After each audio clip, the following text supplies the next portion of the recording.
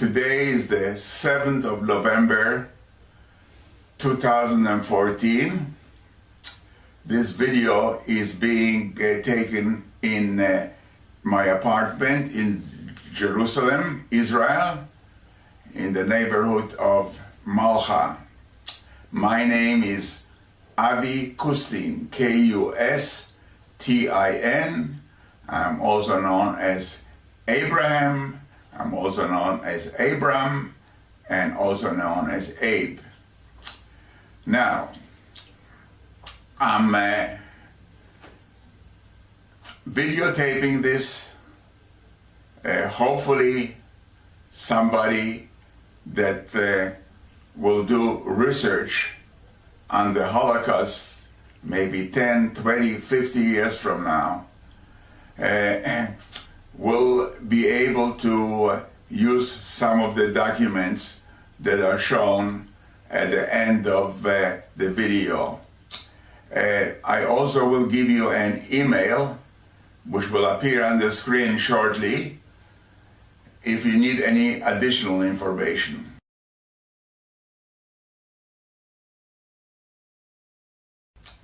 I was born in Poland, in Warsaw, in January 1933.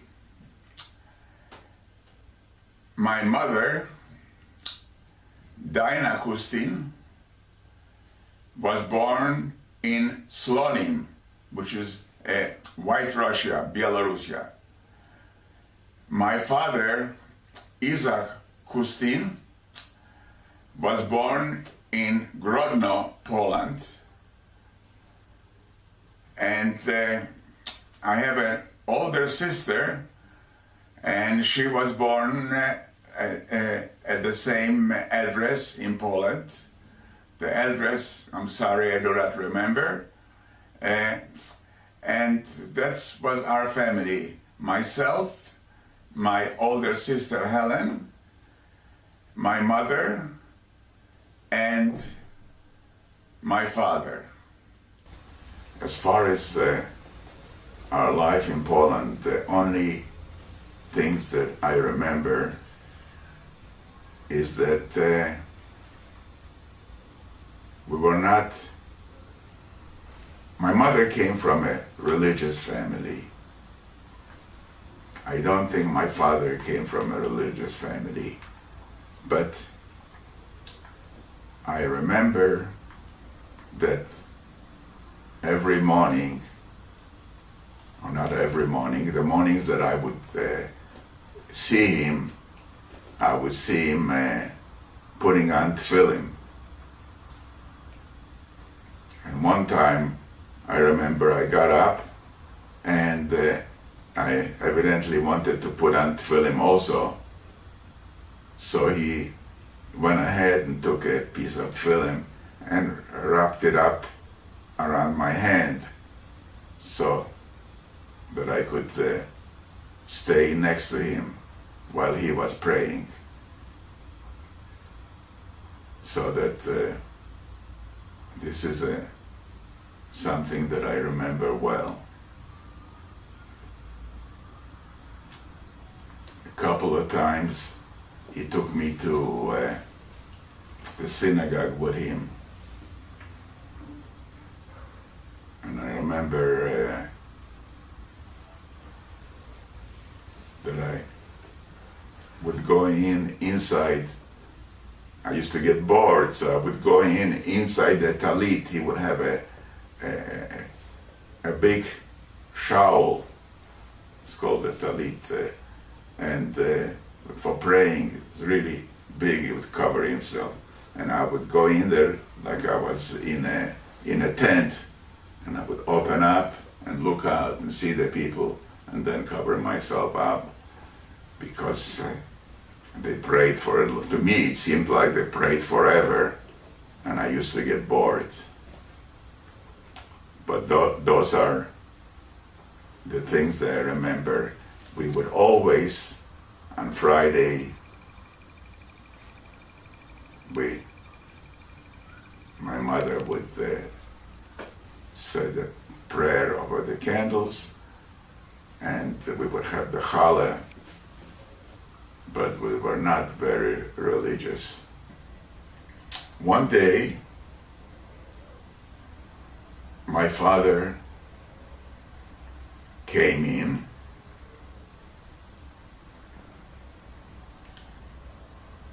and my mother started screaming, "What happened to you? Please someone call a doctor."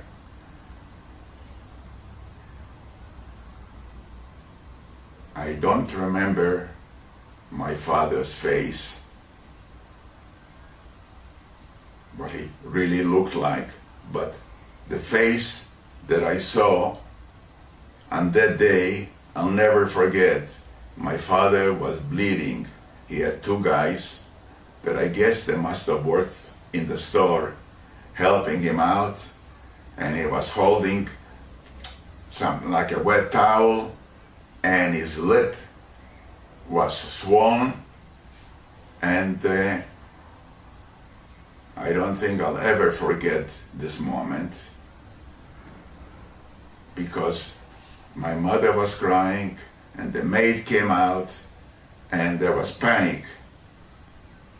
Now, what happened was that in 1939, it was in September, the Germans invaded Poland. And we didn't know what to expect. We expected that there will be trouble. But as Jews, we were used to problems. Living in Poland, we got used to being called dirty Jew. We got used to walking and being belted with a stone once in a while, and being told Żydzi do Palestini, which meant Jews, you belong in Palestine. And there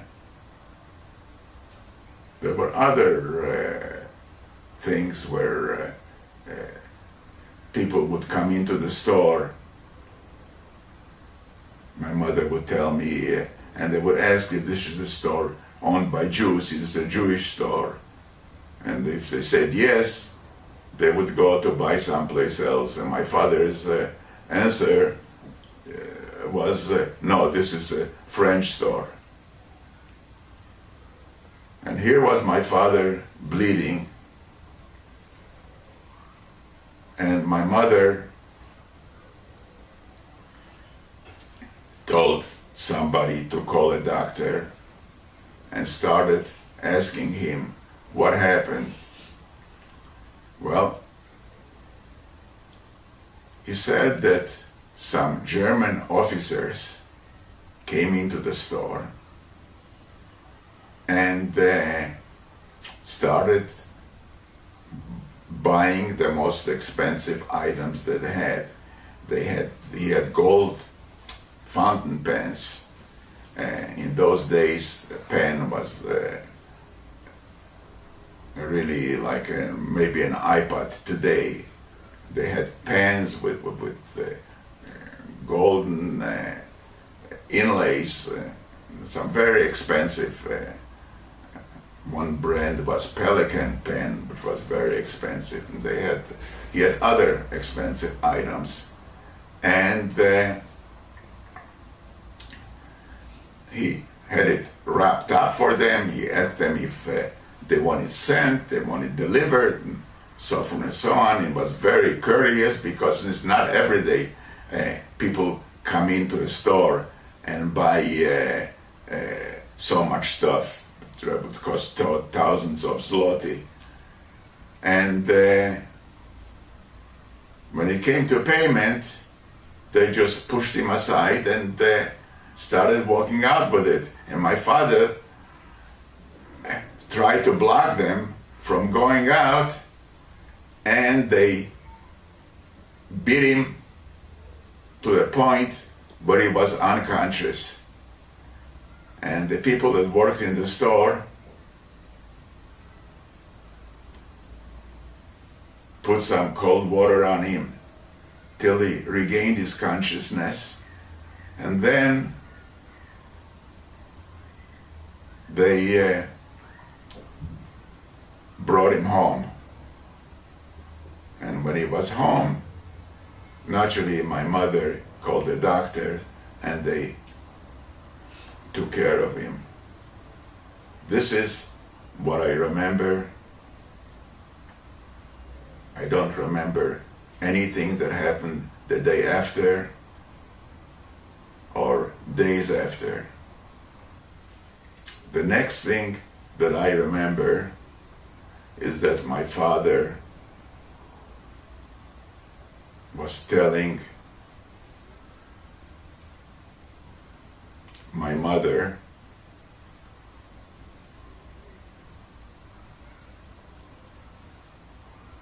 a long story, but the only thing that I remember that my mother was crying, and he said that we can't stay in Poland anymore. My mother had a sister in Vilna, that's Vilna, that's Lithuania. Had a sister and husband and a number of children. I only remember 2 of them. And he said, look, in Lithuania, there are no Germans. That's what my mother told me, that he told her. Well, I'll try to get someone to take you over the border to Lithuania, and you'll stay with your sister. I have to sell all our belongings. My father had a brother, his name was Nahum, and they jointly owned a big apartment house. It was next to the airport. The only thing my mother told me, that the apartment was next to the airport. And my father owned a lot of real estate, the store. We must have been pretty rich because my mother was telling me of all the houses that we owned, plus the fact that we had a room for the maid, and then we had someone else to come in and do the cleaning and the laundry, had another person coming in. I think the maid, what I call a maid, she must have been a nanny because she used to play with me and take care of me. So that my father wanted to, was so naive that he thought that he would be able to sell our property and then use the money to help us resettle in Vilna. But it just didn't happen. My father managed to get a lot of items that were easily convertible to cash, and that was he got us a lot of gold coins, a lot of watches, jewelry, gold rings, some diamonds, and paid for someone to take us over the border between Vilna, which is Lithuania, and Poland. There were people, smugglers, that used to smuggle people. And I don't have any recollection at all how we managed to be smuggled into Vilna. But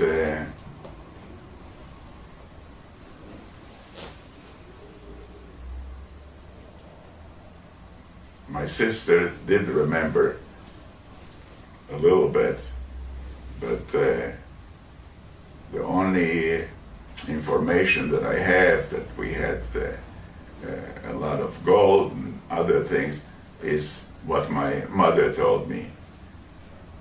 And this was, I remember,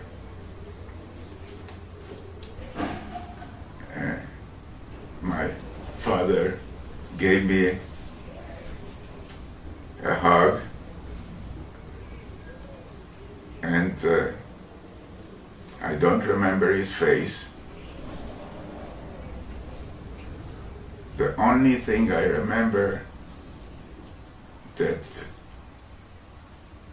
he evidently hasn't shaved, and when we hugged me, he scratched me, and I said, ouch, with his beard. And that's the last time I saw my father.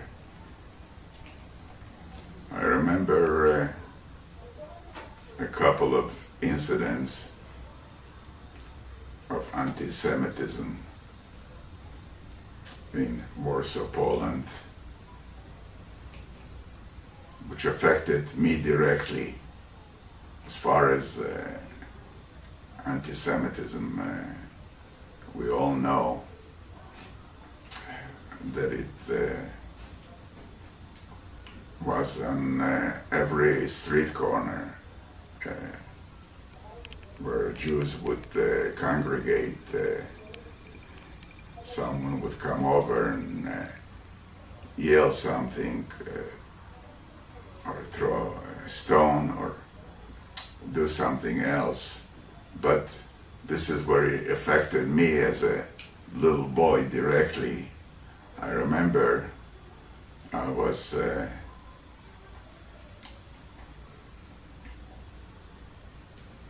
taken out for a walk with my, I don't know what she was, my nanny, or she was, and she wasn't Jewish. She was Polish.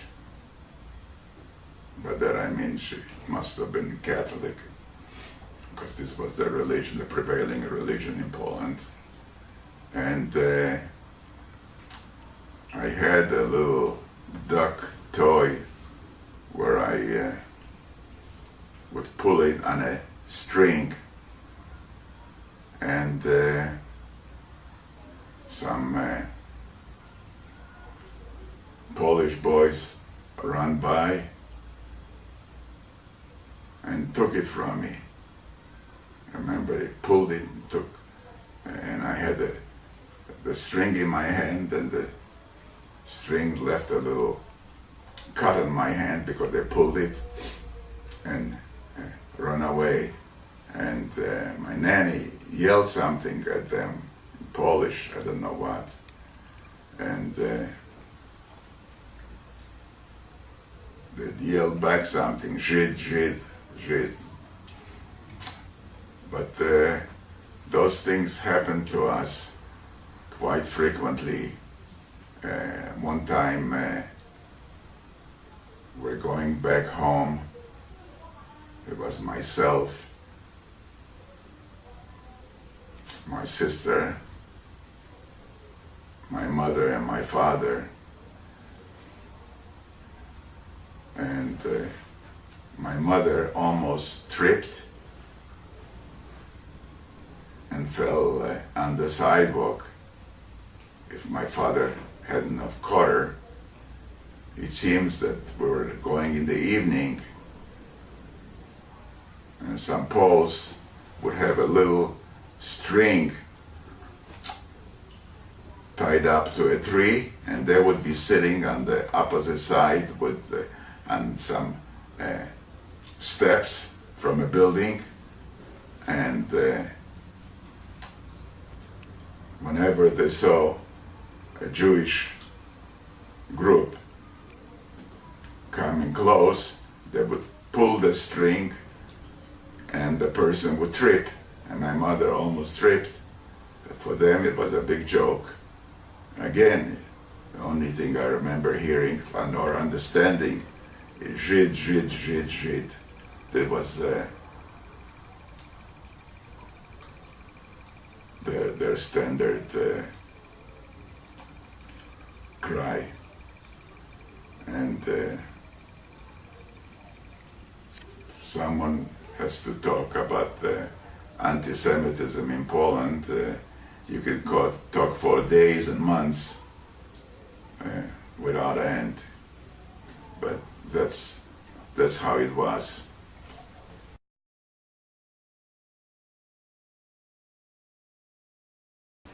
In January 1940, we met my aunt and my uncle and their children, and that had a big house, and they took us in, and we lived together. My mother would go to a religious community. There was a man that she would sell some diamonds or some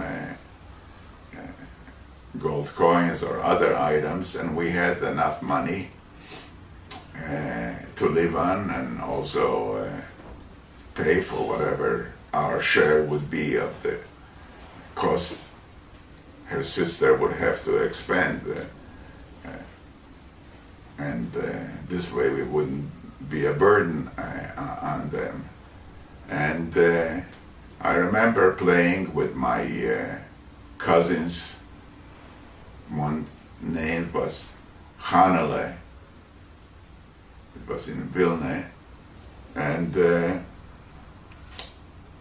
we had a fairly decent life. We missed our father, but we had no communication at all. We didn't get any letters, nothing at all. And we were just hoping for the best. That's what my mother was telling us, that one day he'll come back and we'll be a family again. And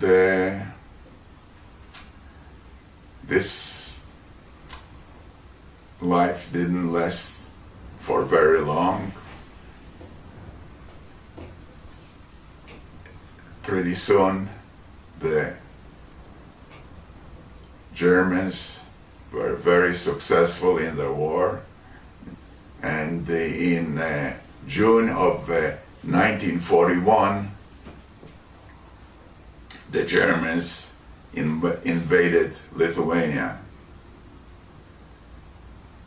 And again, just like in Poland, Jews were supposed to wear this Magen David, the Star of David. I, as a little boy, even in Poland, we all wore the Star of David. Only in Lithuania they made it a little bit different. So the one that we had from Poland we couldn't use. We had to make it a little bit different the way. And just like in Poland, the Jews couldn't walk on the sidewalk. They had to walk in the gutter.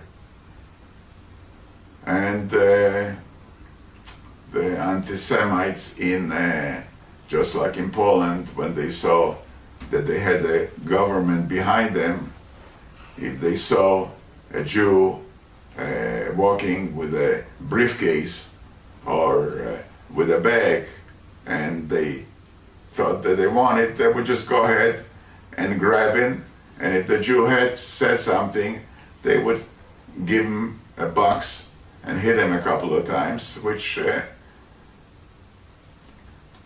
there was no recourse. You couldn't call the police because the police were even worse than the guys that stole the stuff from you. So we walked with the Star of David, all of us. We walked the gutter, and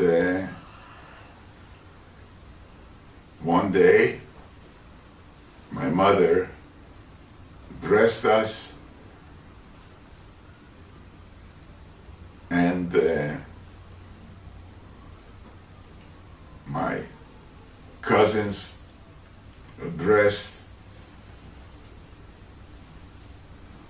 and packing. Everybody was packing.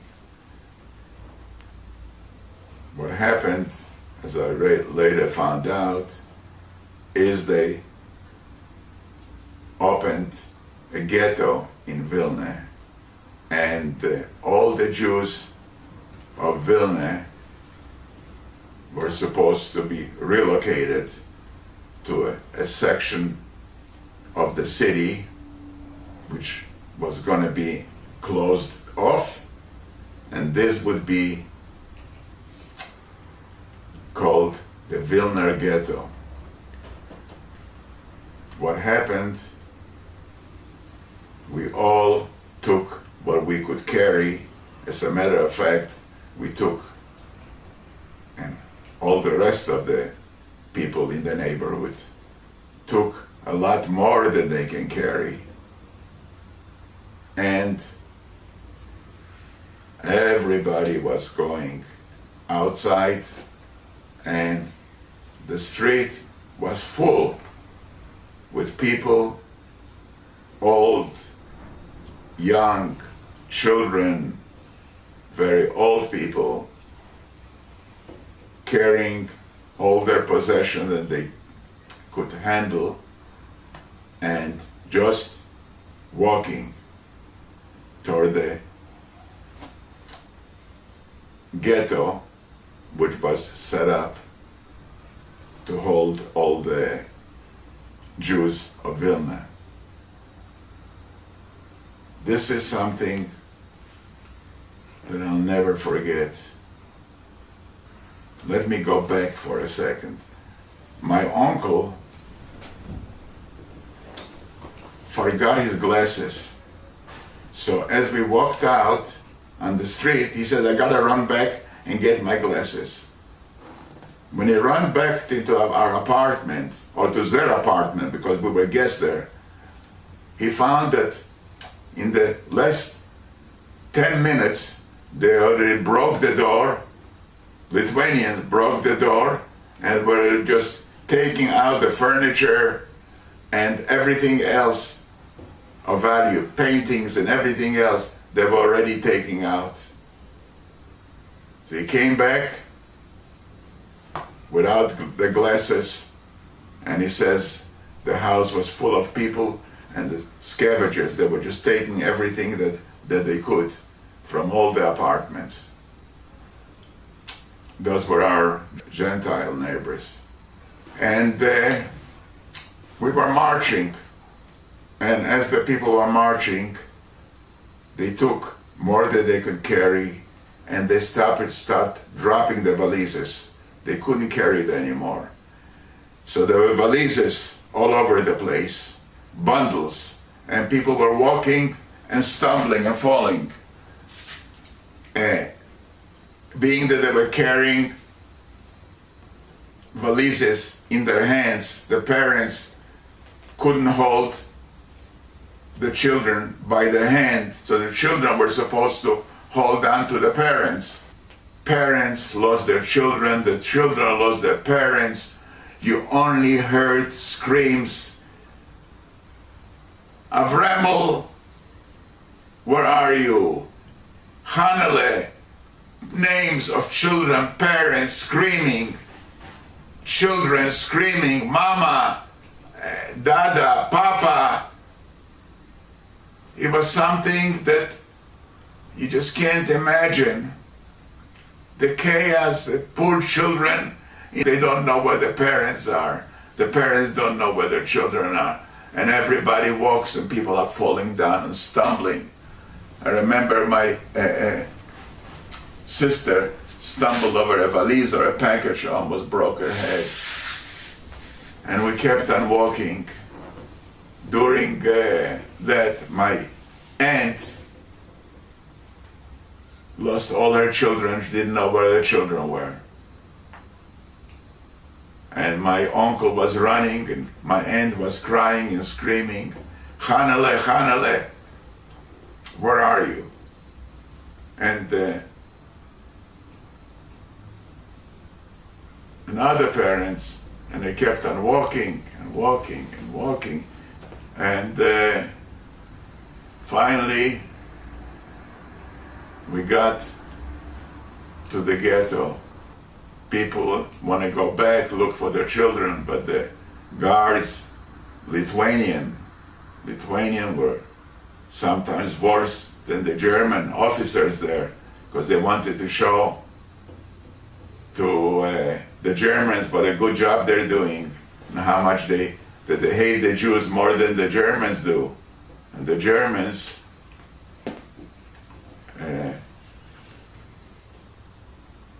let them do whatever they want to. They wanted to hit the Jews, kill the Jews. Nobody interfered. When we came to the Vilna ghetto,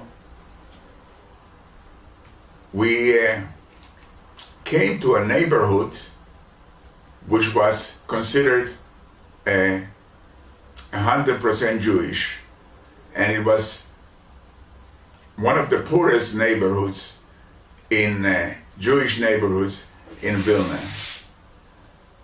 When we walked into the apartments, going from one apartment to another, thinking which is going to be the better place for us, some of the apartments were already filled up, so this wasn't a choice. But we found that the apartments had everything in there. All the basic things like towels and soap and dishes and mattresses and beds and pots and pans and a cooking stove. It was cooked on by putting, or you can put coal over there, or you could put wood. And I asked my mother, what happened to the people that lived here? She says she has no idea, but when she finds out, she'll let me know. I overheard some people talking, saying that they're familiar with one of the apartments. Two men were talking. His brother lived there with his wife and 6 children. They were Hasidic Jews, he said. And he didn't have any contact with them. And when he came in here, he was surprised to find that their clothes, everything was here, but they have disappeared. Well, we came over there, as I already told you, we picked an apartment. We tried to make ourselves as comfortable as we can under the circumstances. The apartments were jammed with people. But as time went on, people started talking, and the information was that all the people from that lived in this neighborhood, in order to make room for us, they were taken on trucks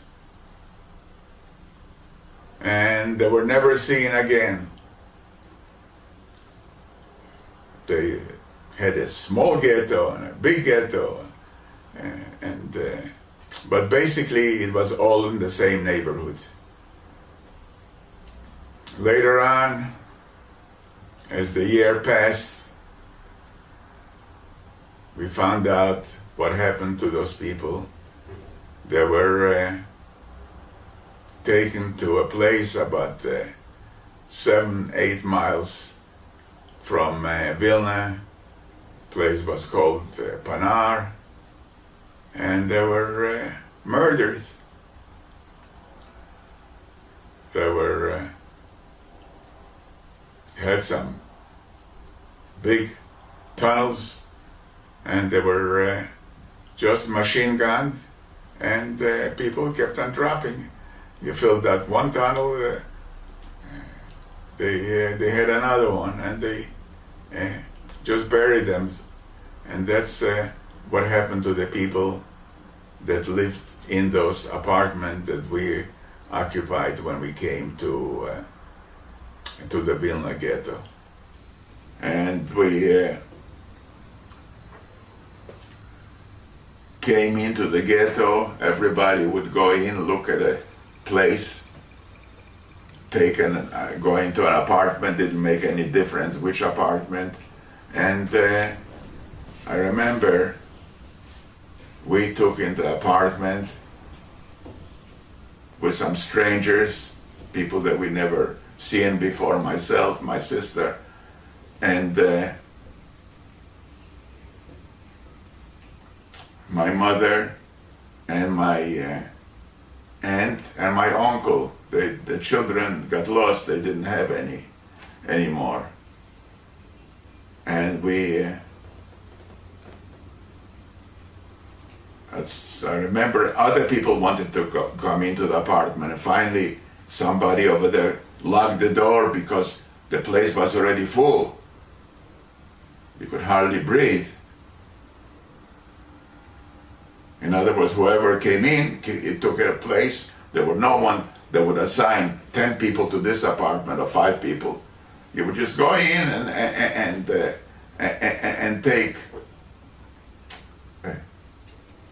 a room, and then someone else would come into your room. You say that with our rooms, there's no such thing as yours. Someone else would come in until the room was packed. And that's what happened. We lived in a room, small room, that normally would be good for about 2 or 3 people. We had about 10 people there. Very, very crowded. And the people that we lived with were people we never saw before. We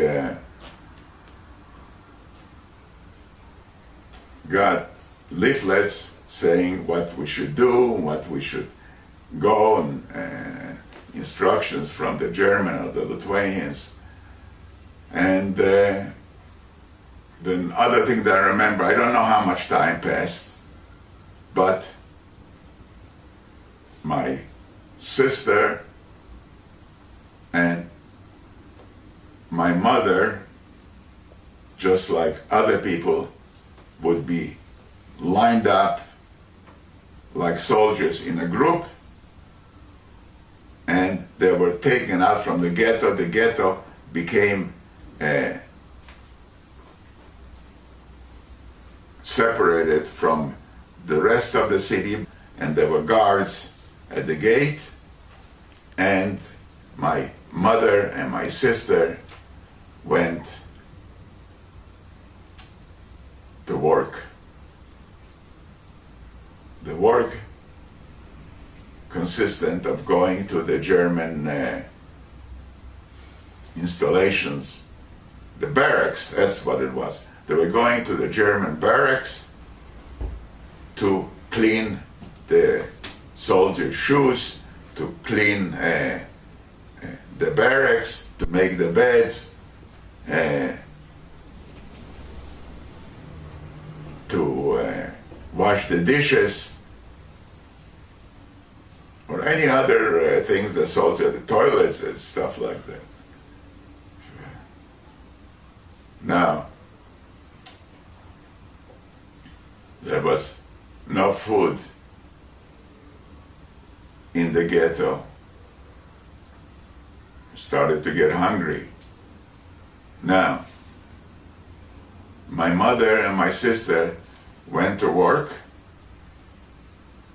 While they were working in the barracks, they could, if they were working and cleaning the dishes, they could always get the leftover, and they themselves could stuff themselves out, so they would last them for a day. And then they would take certain leftovers and put it, I don't know, in their pocket, in their breast, and bring it with them, so I'll have something to eat. Now, you were not allowed to bring anything into the ghetto. If you brought some stuff, to set an example, they would inspect you when you come in, and if they saw that you might be carrying something, they would put you aside, open it up. If they found something, they would just shoot you right there. Just shoot you to show an example for others. So people had potatoes and this and that. Someone came with a bunch of potatoes, they shot him right away. As they opened, saw the potatoes, they shot him, didn't bother. Now, they were taking a risk, but every time they would come back, they would bring some food. So I would have what to eat. They would take some food. There was somebody there, an elderly man, was a professor that used to write, which was supposed to be a book, was write all the time. And evidently he was very well known.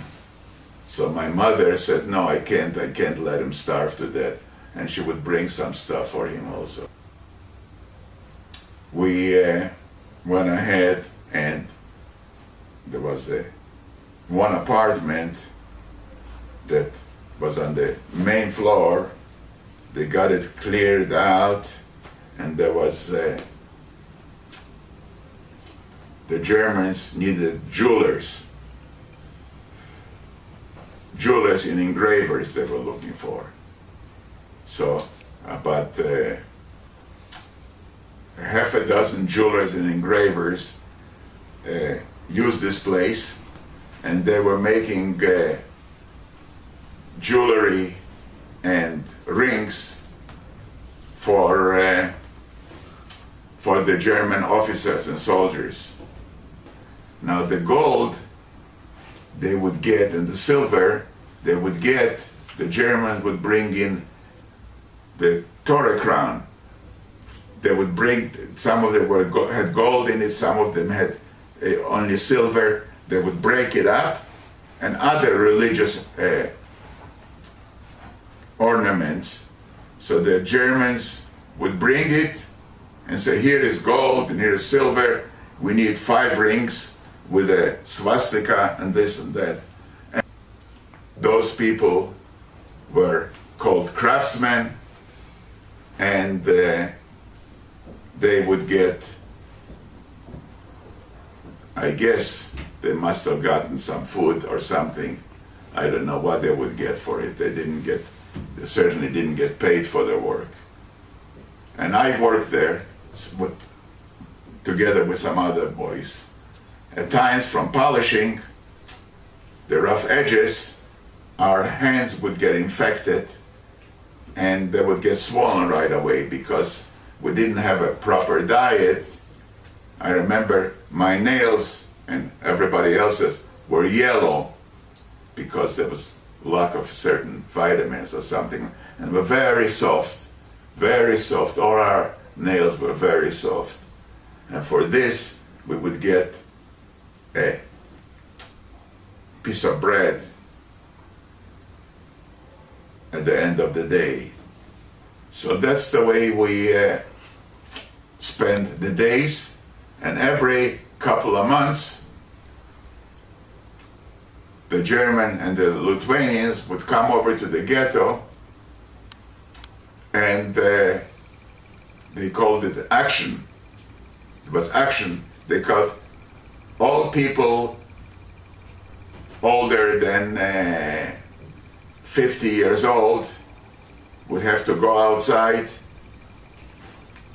They taking them to another ghetto, or they're taking them to another camp.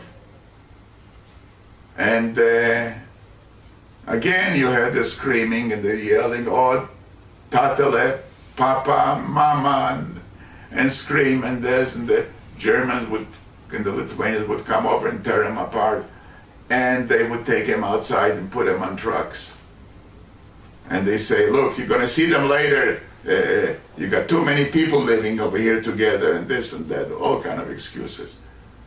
And the fact is, the trucks were going directly to a place called Panar. From Vilna Ghetto, once you went to Panar, murders. They had big tunnels, and they had machine guns, and they would just shoot them, and they would fall in, and they would go to Panar. There is a song that was written about Panar. I was trying to get it. I can't find it any place. I remember a couple of things. I don't want to sing it because I'm going to start crying.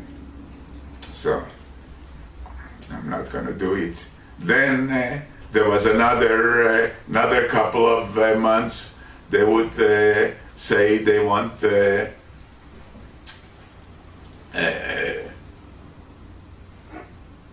people another age, children up to 6 years old.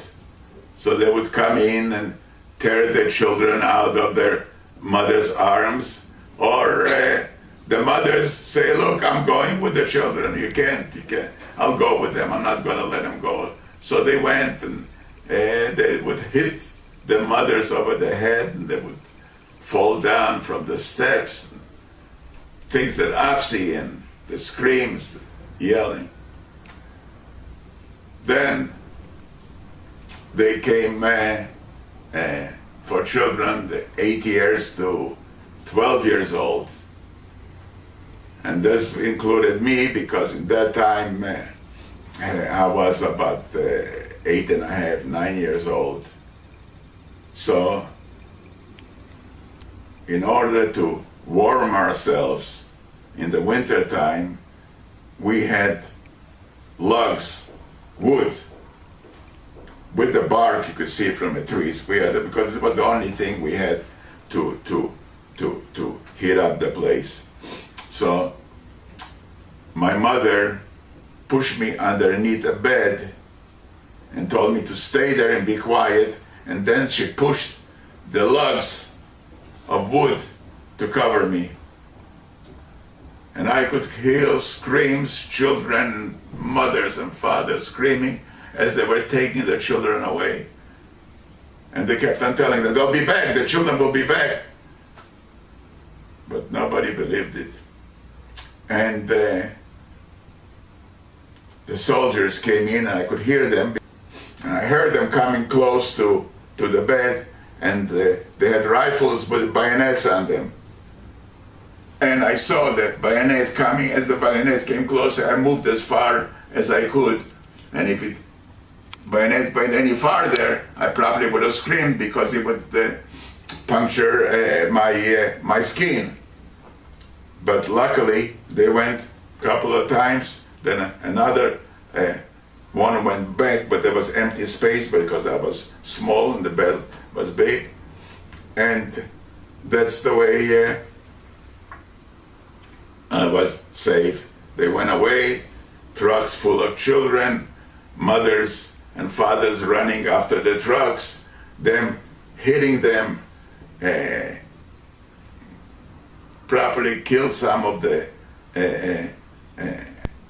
people when they tried to hold on to the trucks, and the kids were yelling, and they were pushing them away, something that is hard to imagine. And my mother told me to come out for a minute, and then she told me, just in case someone returns, go back there and stay there. And I stayed there, and my mother tells me, Anna, that I fell asleep. That's what my mother told me. I fell asleep underneath the bed, and it's just a good thing that I fell asleep, because they came over once more looking for something, for somebody, and that I fell asleep maybe saved my life. And then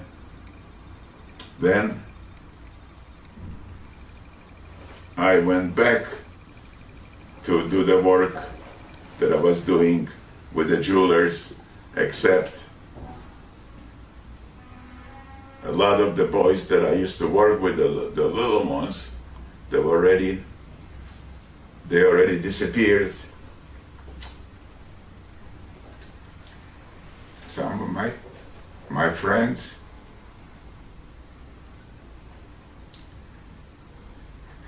they were not there, so there were other people there. So I worked with them, and I did the same thing. I polished, and I would get some bread. Then another time they closed the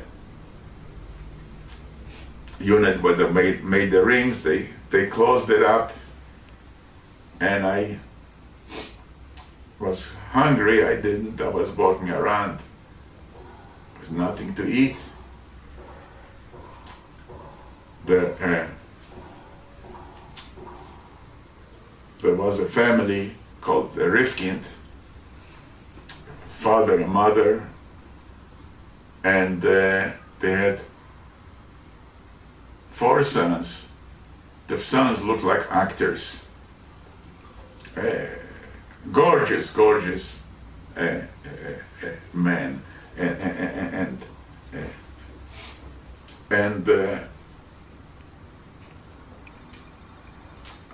they were very rich people. They must have been, I understand, they were jewelers. They dealt with gold, and they were extremely rich people I guess that they were from Vilna. I don't know where they were from. And they went ahead, and they always had food. Now, how they were getting the food? In the old days, the houses were heated by wood or coal, and there were what you would call today fireplaces. But they were not fireplaces, they were stoves. But there were chimneys. There were chimneys. Chimneys had to be cleaned. But in Europe there was standard. People walking around in black suit with a black hat, they were called, with ropes and a pail, they were called chimney sweepers. So what would happen, that the chimney sweepers would sweep the chimneys a lot more often. There were Polish people coming from the outside, more often than necessary. In the pail, they would put bread, cheese, other things, and the Rifkin family would put gold coins, gold watch, something like that, and they would pull it up, and they would bring some food. So when they were eating, I was standing and watching them, so they would give me a piece of bread and stuff like that. My mother and my sister were going out to work. They themselves would get ochel from the garbage or wherever, because not everybody was, if they were cleaning shoes, they had no access to food, but they could always go to the garbage where they were thrown out and eat something. And I managed to get from the Rifkin a little, but this was not only the Rifkins, other people that had gold, and they would do it with the chimney sweepers. The chimney sweeper would lower the pail, they would put certain things, and they would go ahead. I just want to give you an idea. One time I was hungry, I was walking around, and I was walking past the house, and I saw a cat, so I was walking after the cat because I was sort of like playing with a cat. Didn't have what to do. My mother and my sister were working, and the cat was walking toward the toilet, and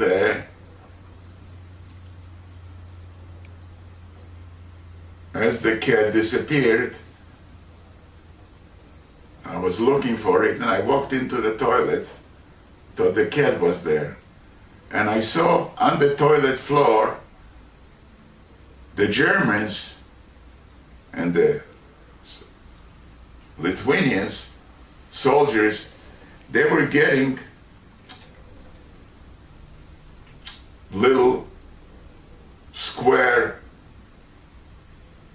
pieces. It wasn't bread, maybe it was cookie, it wasn't sweet. But they were about a half an inch square, and they would hold it in their pocket or canteens, and when they were going to use the toilet, they would have to drop their pants, and when they dropped their pants, some of the stuff would fall on the floor, and the floor wasn't a toilet, it was toilet, it was just a hole in there, and you could see the worms over there, and there was urine all over. But I was hungry, I saw the things on the floor soaked in urine, and I ate it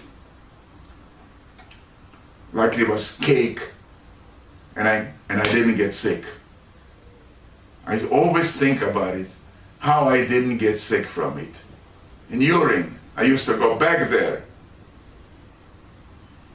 and I would wait and wait. Sometimes I would wait a half a day to see from someone that would fall down. And then would pick it up, and this was my other source of food. How I didn't get infected. low resistance, I don't know, I have no idea. But that, what happened. And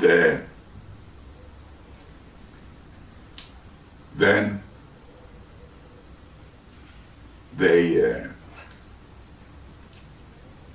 kept on coming every couple of months, or maybe a little longer than that, I don't know. It was hard to keep time because calendar, he didn't need a calendar, he didn't care if it's January or February or March. For me, who cared? There was no school, there was nothing. The only thing is, what we did care is to find out what's happening on the front, if the Russians are winning or the Germans are winning. And we heard all kind of stories, and everything was a lie, it was propaganda. And, one day,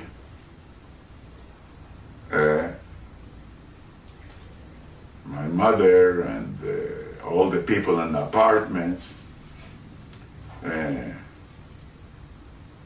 were in panic. They said, "This is the end. This is the end. The Germans said they're gonna liquidate the ghetto, and everybody's gonna die."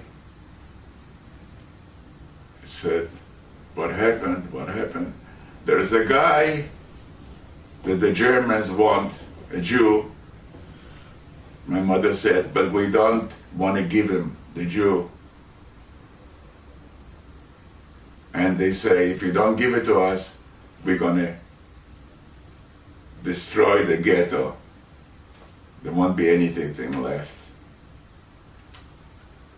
And my mother was telling it to someone else, I wasn't telling it to me. I overheard. The thing that I know is I overheard. I was a little kid, my mother didn't consult with me or this, but I heard other people talking. And people were in panic, and you had the German appointed Jews as police. And they were going out and telling everybody that if we know where he is, And finally, we were told that they got the guy, and the Germans took him away. But the rumor was that he killed himself. Edict went out. I think the way they did it, they would post things on walls, or they would hand out leaflets that a new ruling whereby only the people with skills and their family would remain in the ghetto, which means people that had skills that the German required, and their families. The rest will go to a different labor camp. Now, for us, different labor camp, we already knew that it's the end of the road, that they're gonna kill us. But this was the official explanation, that people with skills and their families would remain. Now, the person that was skilled in our section, in our apartment, was a man by the jeweler by the name of altar. Altar in Yiddish means someone that's old, but his name was, everybody called him Alter. This fellow Alter was a craftsman, so he knew that he could remain.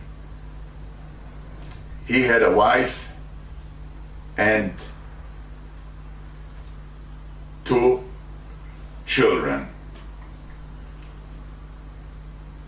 Now, when they were looking for children, and I was hiding underneath the bed, they took his son and his daughter,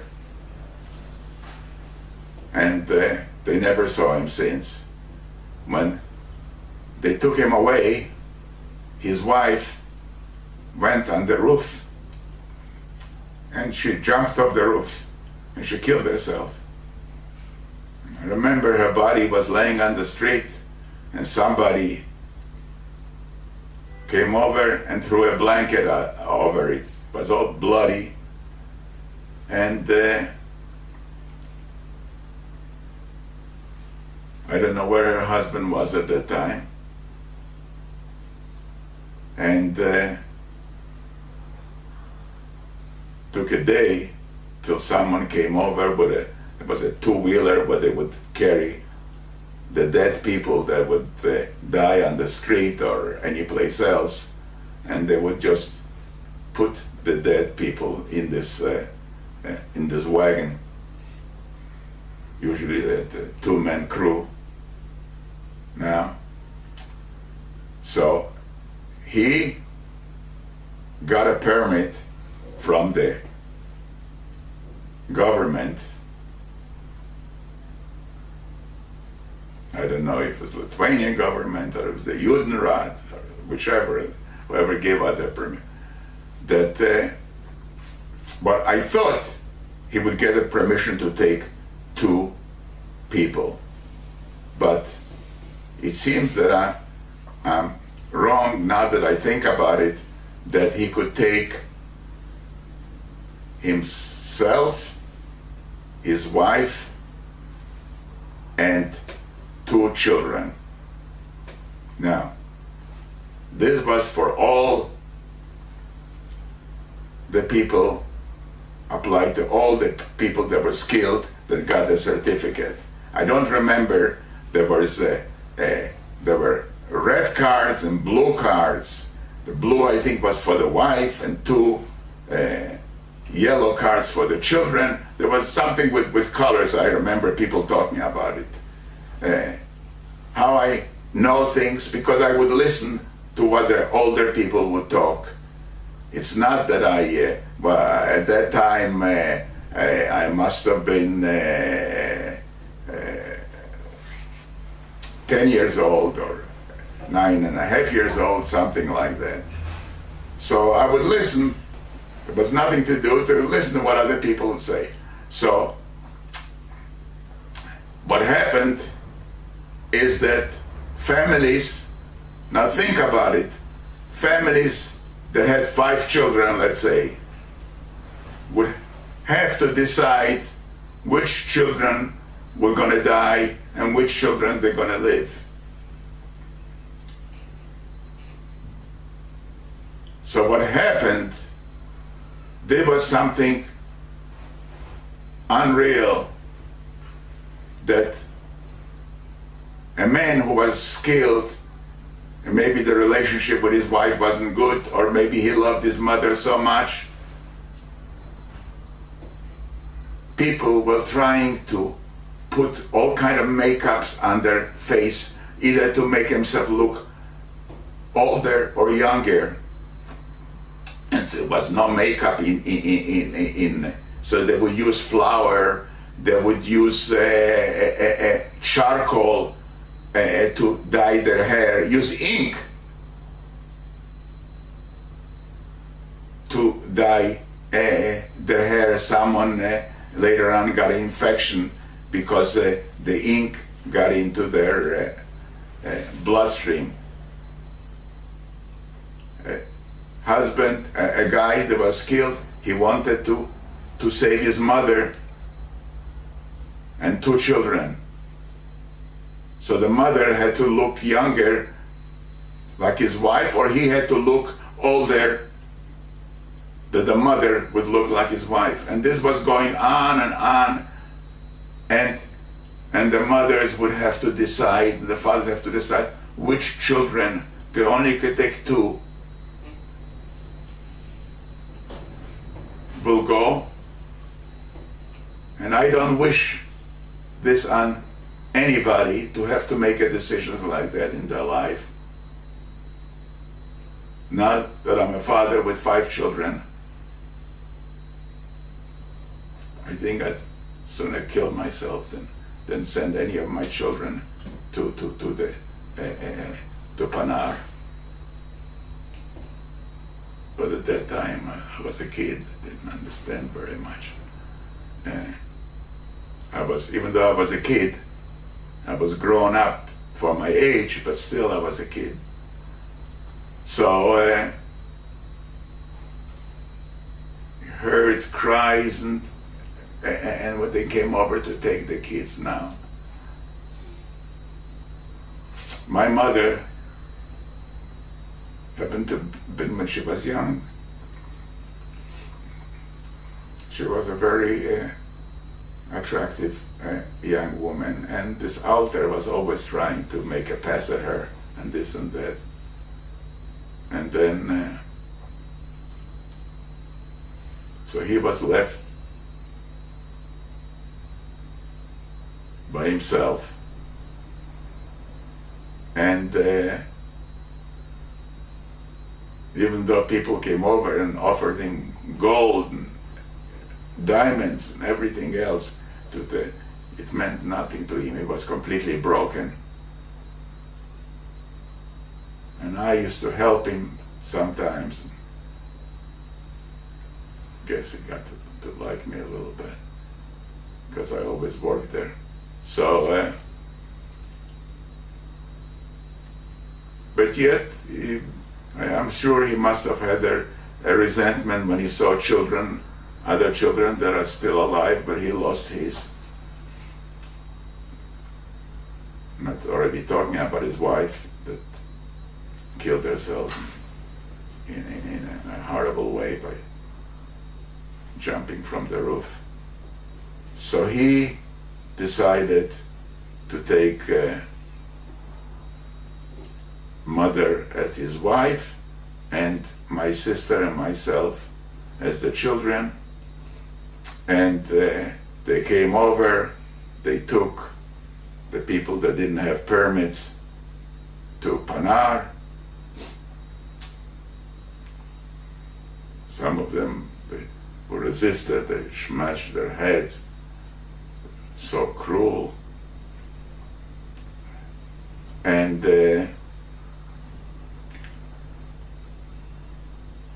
we continued to live. Naturally, he lived with my mother as man and wife, slept together, and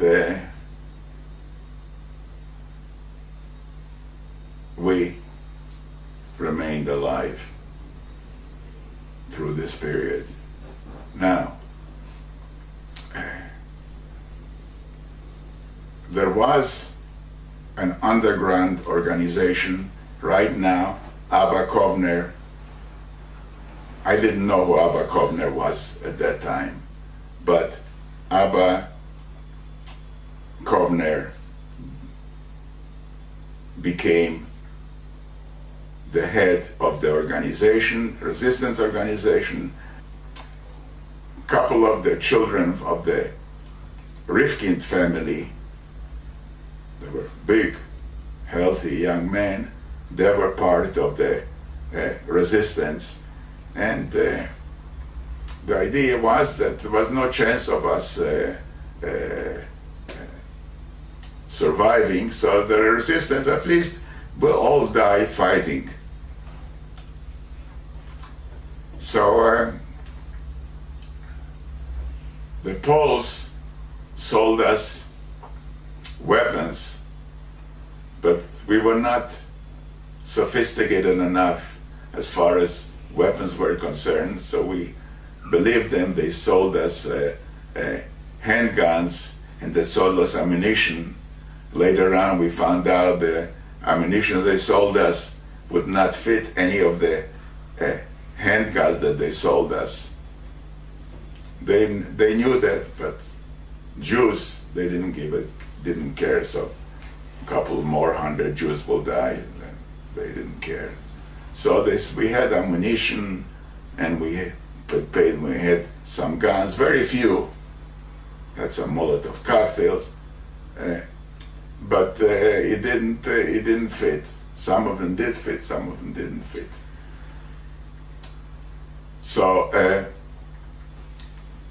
what happened was that one day it was very, very quiet on the street. Nothing could look out from the window. That this was the day when we were gonna die, because on the roofs, I could see from the window, on the roofs, I would see young Jewish girls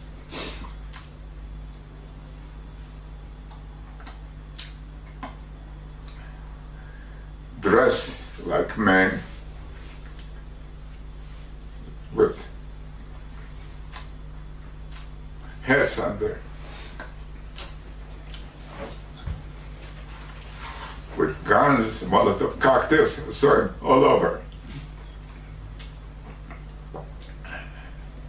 And this picture haunts me, and it will haunt me to the rest of my life. And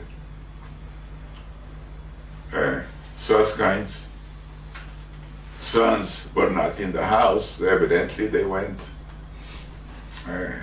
They were given certain posts. Abba Kovner, which I later found out. At that time, I didn't know who Abba Kovner was in charge. And the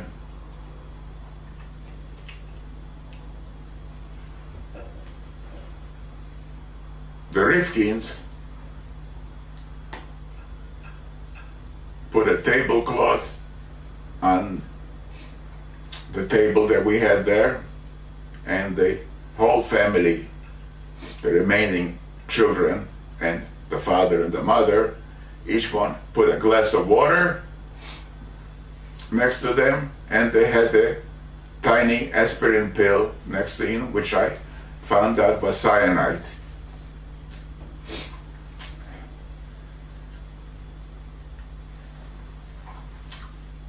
So the reason why I have tears in my eyes is not because of this,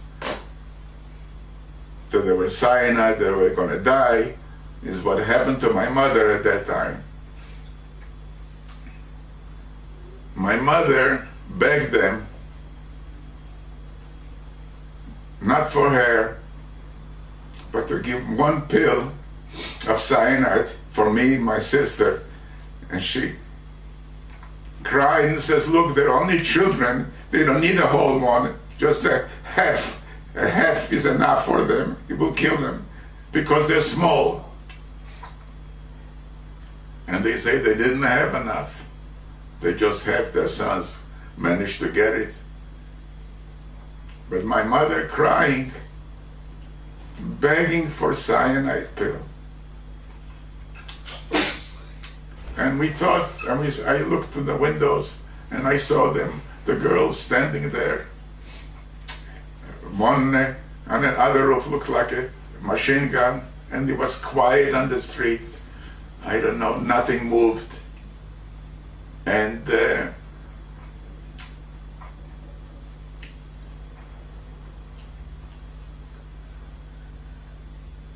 waited and waited. And they were standing on the roof. And then they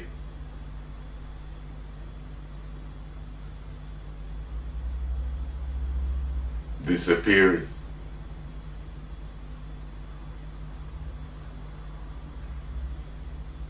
From the roof.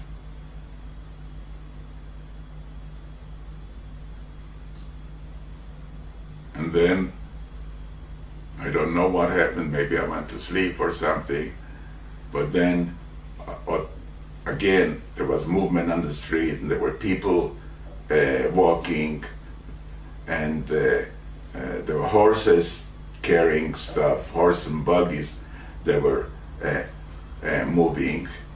I was about 10 and a half years old. It was in September of 1943. We were told that the ghetto is going to be liquidated, that we will be transferred to another location, and this whole thing we knew already that the transfer to another location was bullshit, and we that was the end of us. So what we did is people started being pulled out, trucks came in, loading people indiscriminately, and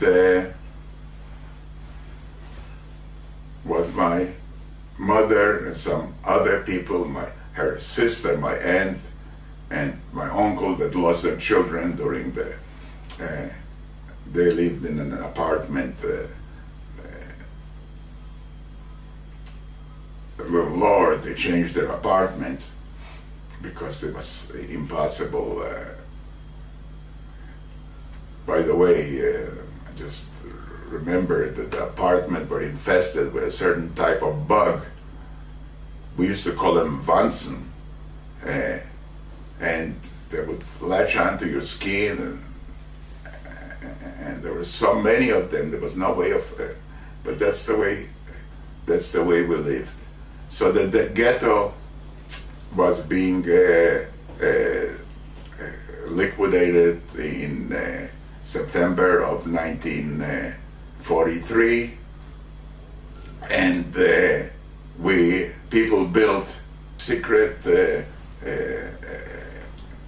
rooms or a false floor, and you would open up and you could go down to another apartment, and on top you would put a rug on so you wouldn't see it. And there were a number of those that were being prepared a long time ago. They were in case, for hiding children, for hiding this, for hiding that.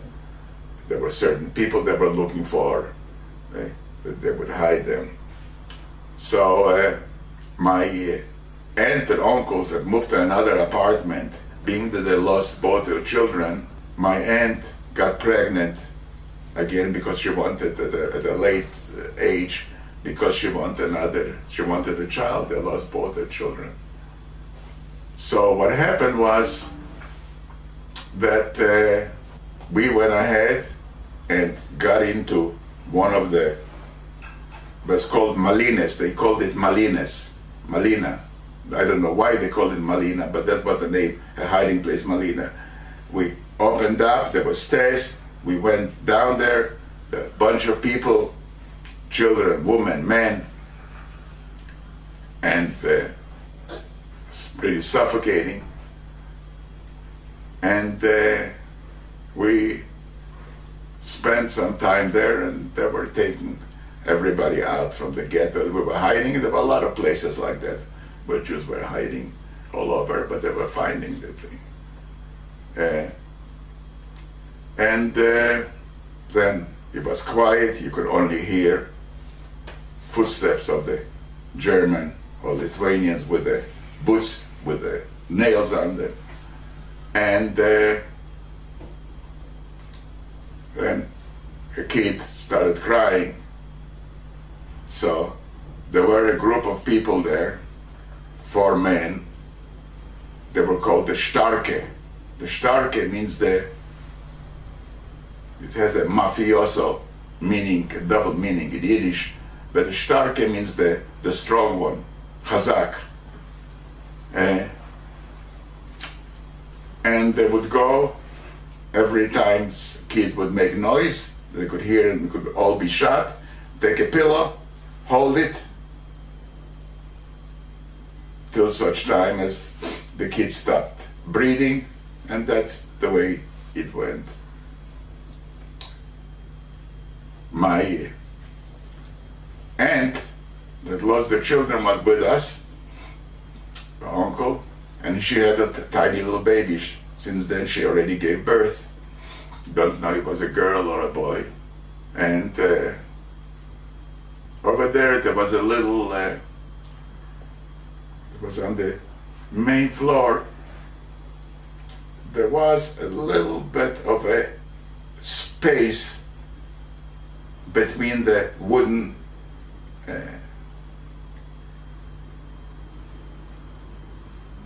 in the wall. Maybe there was the wood, or there was a little speck of light you could see a little bit. And I would go over there and watch, and I see soldiers walking, I see people walking normally like in any other city, people walking.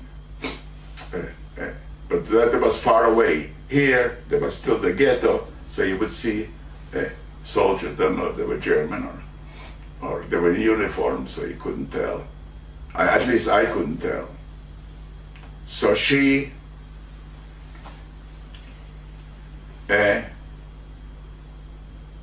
saw what was being done, and her baby started crying, and they came over to take her. So she says, "Look, I'm going out. I'm not going to let my baby. I'm going out with her. Wait until it got a little darker." People didn't want her to go out because they figured if they torture her, she'll tell them about us. They knew that we were hiding. They knew because it was cold and we were using a stove to keep warm, and the chimney, you could see there are people there, but people were stupid. Not stupid, they were hoping that maybe they don't see him, maybe they don't. But the Germans knew there were people. So she said she's gonna go out. And as soon as the opportunity presented itself, we opened the door and she went out with the baby, and I could see through the little opening where a guy grabbed the baby and threw it, and then boom, we heard a shot, and I saw only the end of a rifle, and she got killed. And we stayed there. Then another baby, another woman got hysterical, and they put a pillow on her. People were going off their mind. So when night came, my mother said, "Let's get out of here because this thing is getting so wild. People are fighting and they're killing so many kids. Pretty soon another kid's going to start crying. They're going to kill him, and then the father is going to start fighting with the other thing." So we went, but it came the night. We went to, at night they would come out, they would open, so we went to another place to hide, another Malina. I remember over there were only a few people. This must have been an apartment of a rabbi or a very religious, very rich religious person, because the walls were lined up with Talmudic books. And it was winter time, it was cold. There were only a few people there, maybe 10 people or something like that. And myself, my mother, and my sister. And then we had a place where we would urinate wanted to make pee-pee. We had a place where all would urinate, little things like that. And one of the little girls there started yelling that she's thirsty, and shh, shh, you can't stop her. She's yelling, she wants to drink.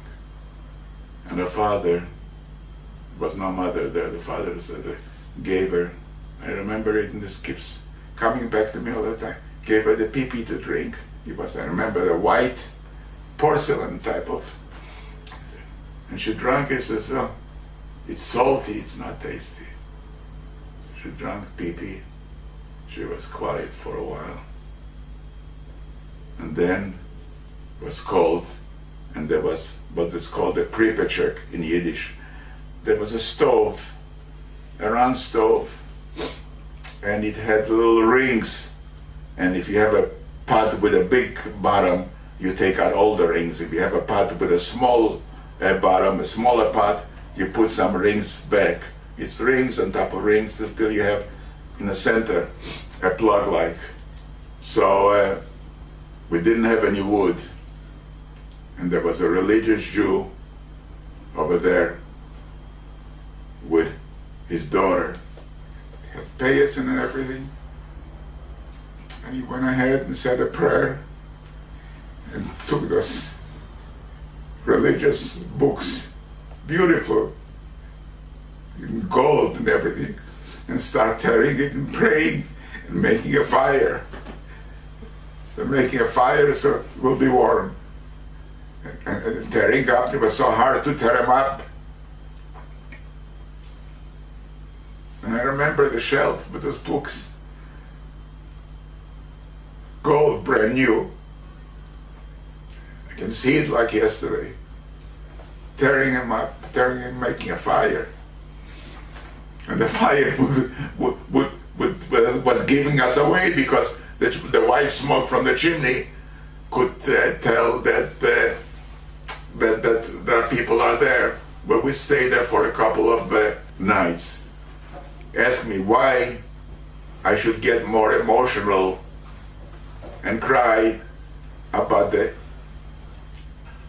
holy books, that I'm not a religious person, than about children being taken away to die.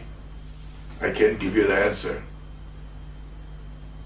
But the idea of a man crying and praying and tearing up the books and putting it never left me. So we stayed there, I don't know, for a couple of days, for a week. Time had no meaning then, and as a result I don't remember now. Then it was only a question of time. You could hear things like tanks, I don't know what it was, but you could hear it. We were down on top, we were on the bottom. So we assumed that maybe there are tanks coming in to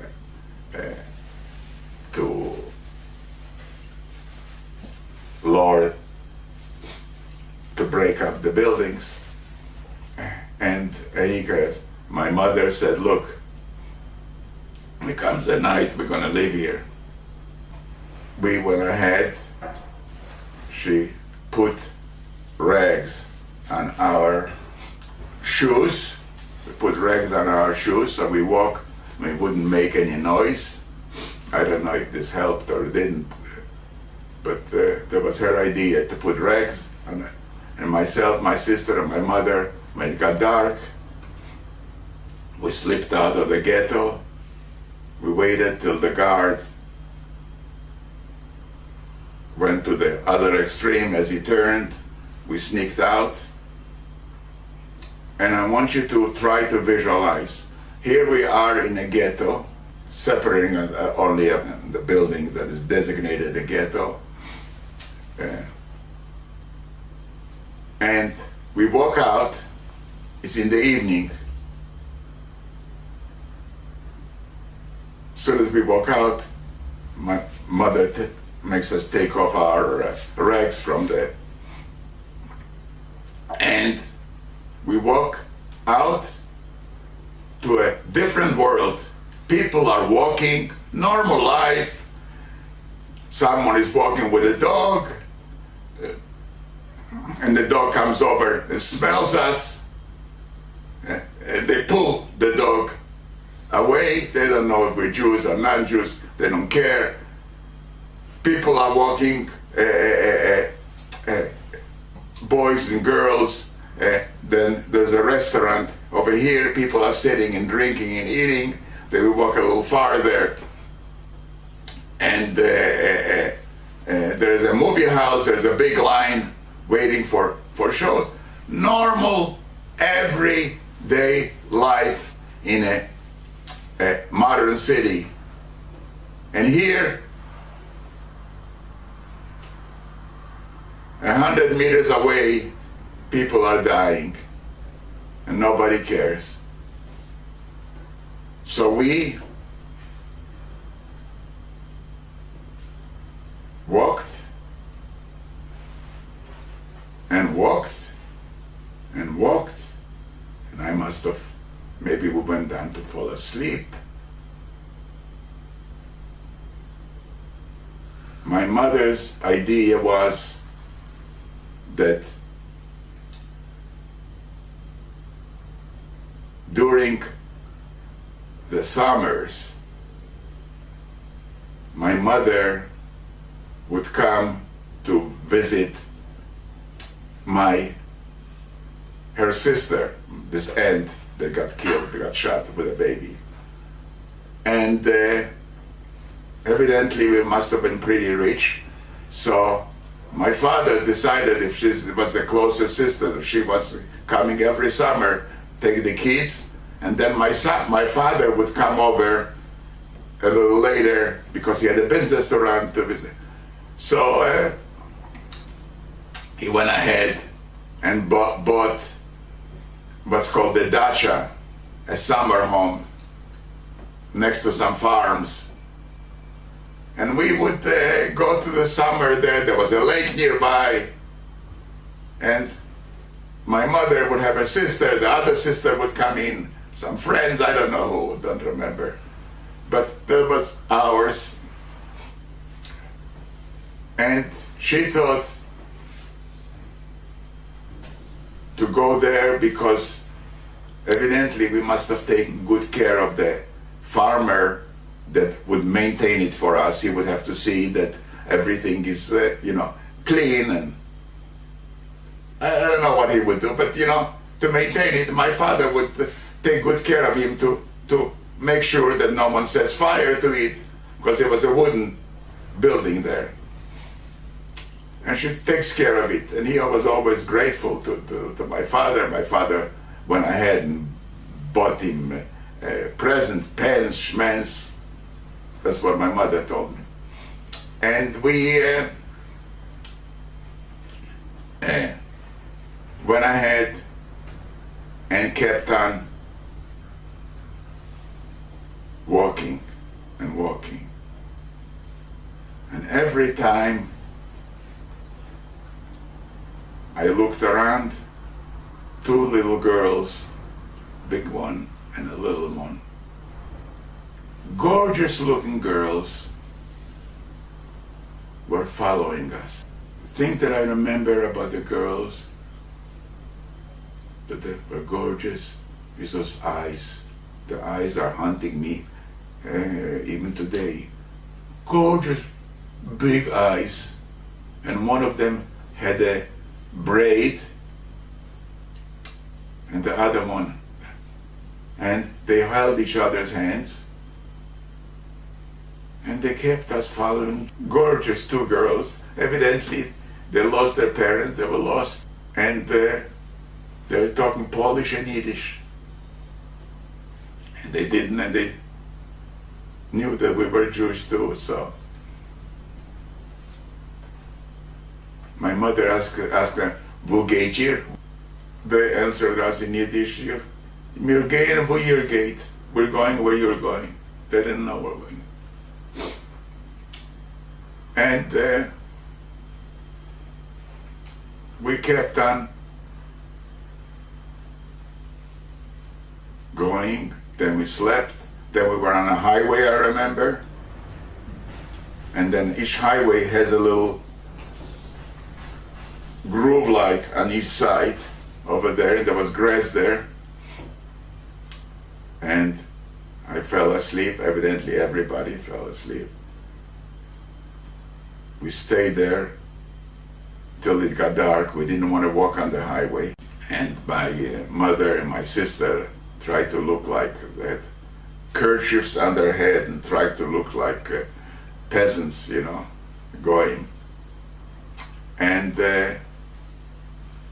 came night, I kept on running, and I said to my mother, I was falling behind. The girls were keeping up, I was falling behind. And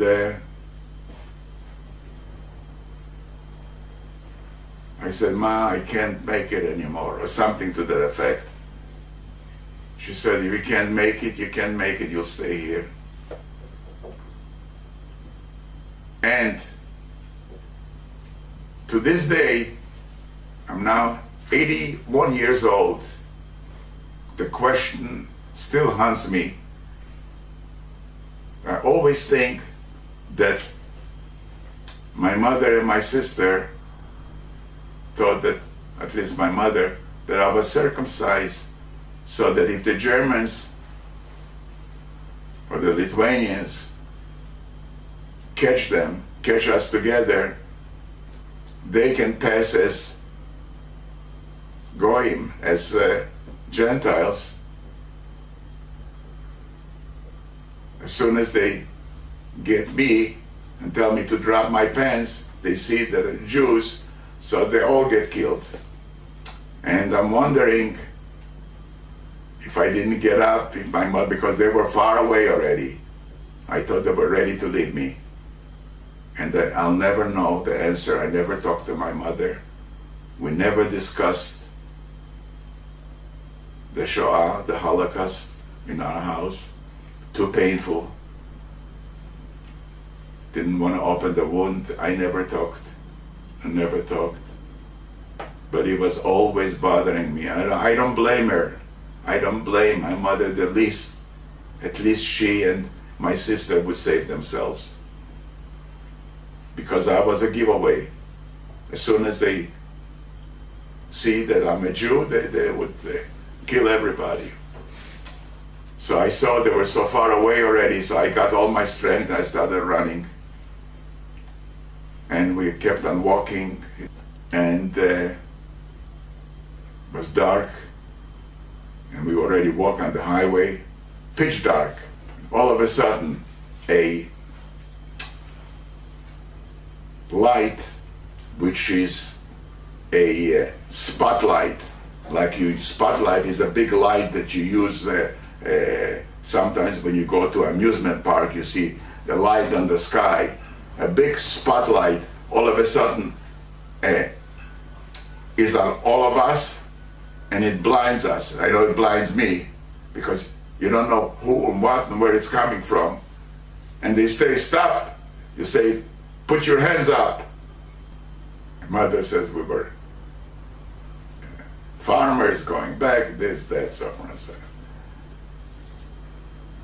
They took the girls, my mother, my sister, and I was left sitting. They took them to the barracks there. And they raped my mother, they raped my sister, and they raped the two girls. The only thing, how many soldiers, I don't know. The only thing I heard is screams. And I was sitting there, didn't know, wanted to run. It was pitch dark. Once they shut off the light, it was pitch dark. I don't know how long I stayed there, maybe an hour, maybe 2 hours, maybe more, maybe less. I was sitting and waiting. It seemed to me like I was there forever. Finally, I hear some footsteps. My mother, blood was running from here. my sister, blood was running from here. They asked for some water. Didn't have any to wipe themselves off. They could barely walk. I said, where are they? Oh yeah, and I heard a couple of shots. I figured that they were, before they came over, I heard shots. I figured they must have killed them all. Seems that the shots that I heard, they killed the two girls. They never returned. And we started walking again. Then my mother couldn't walk anymore because it was pain. My sister fell asleep on the side of the road. And when it morning we didn't do anything. At night we kept on walking. Who knows how long we walked. Till one day, I remember, for food, we passed by farmers' fields. One time we were lucky and we got onions and carrots. The next time we could only get potatoes. I don't know if anybody ever ate a raw potato, but I ate the raw potatoes, and believe me, I enjoyed it. I asked for more. And that's the way it went. And then finally we came to our destination. We came to this town where my father bought our villa, our what do you call it, our dacha. And we knocked on the door. The farmer that opened the door recognized my mother, and I thought he's gonna faint. I said, what are you doing here? What? And he looked around if anybody saw it, and he told us to follow him, and he took us into a barn.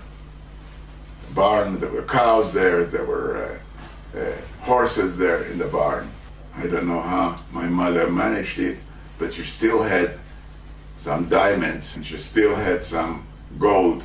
And he told us that we cannot stay here, but gave him some diamonds, and he went to appraise it, and he came back and let us stay. Once he let us stay, he's already guilty. In other words, if they catch him, they kill him, because he already was hiding Jews. And the penalty for hiding Jews was death. And then one day he came over and says, you cannot stay here any longer, because everybody is nervous. If they catch us, they'll kill us. He says, where do we go? So he says, they used to call it, there's another name for it, I got it written down, I'll give you the spelling. We used to call it Rudniske Puszcze. Puszcze means a forest. Rudniska is the name of the forest. He said in the Rudniske Puszcze is not too far away. That's where the partisans are. He says, why don't you go there? And they says they got a lot of Jews there. We thought he was just trying to get rid of us. But at night, he was nice enough. Maybe he was trying to protect himself. It was very important to him that they don't catch us, because if they catch us, they would interrogate us, the Germans, and we would tell them where we stayed. If we tell them where we stayed, he and his whole family would be punished. So it was important for him, for his survival, that we reach the partisans. So at night, he took a horse and a carriage full of hay. The hay was stacked up high, put us inside of it. And we built it so that we had a space over there inside, and he drove us close to the Rudnitske Puszcze.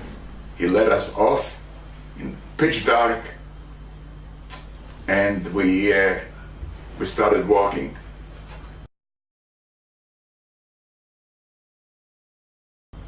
We walked and walked, and the mud over there was something we just crawl in, lose our shoe, and then has to get the shoe out, put it back on, take all the mud out.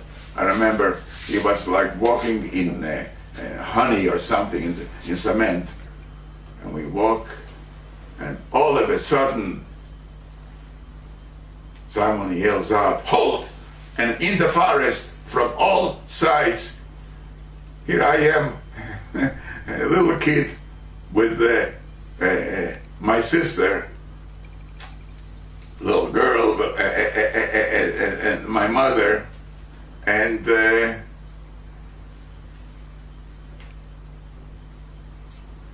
raise your hands. I mean, ręce do góry, ręce do góry. Ręce do góry in Polish. And then he finds out that we're Jews. One of the guys starts talking to us in Yiddish. They had bullets here, and they had the German, I remember, now I know what it is, had a German gun, a Luger. A Luger was a very good German pistol that you open it up like this, and then you start shooting automatically, and it rejects. Black pistol, German Luger, and I saw one guy have, what I know now, they called it PPSH, a Kalashnikov. Right now they have those long things, but at those time they had round magazines, Kalashnikovs. And it explains to us in Yiddish that we cannot do anything for us, for euch gar nicht tun. Ihr müsst gehen zurück. You have to go back to where? He says, look, over here are fighters. It's not a family thing. We can't, what are we going to do with a boy, with a girl, with a woman? We're fighters. We don't have any. And we had nothing to lose. My mother says, we have nothing to lose. Or you kill us, or the German kill us. What difference does it make to us? We're dead, we're dead. And we wouldn't let them, as they kept on going away. They tried to lose us, and we kept on following them. Following them. Then they talked and this and that. And they took us to their base. Their base was also nothing. No houses, no thing. I think it was summer at that time, so we lived in an open field. And that was the first time that I saw a man on a horse with real wavy hair, big eyes, a face like a sculptured face, very sharp features, and rode by us, gave us a look, and rode by on the horse. That's when I first met Abba Kovner riding on the horse in the Partisans. Seems that they decided to let us stay. My mother, who never cooked in her life because we had servants, became the cook for about 50 partisans. And to cook for 50, you really had to know. And I was working with, we had a little room where they would fix the weapons. And every time the weapon was dysfunctional, and you had to clean them.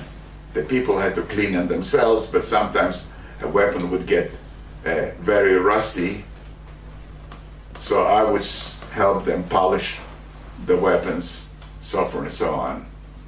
And my sister would be one of the soldiers. She was given a rifle of some kind, and they would go on missions. And what we would go is try to cut down communication poles, to cut them down or burn them down, to put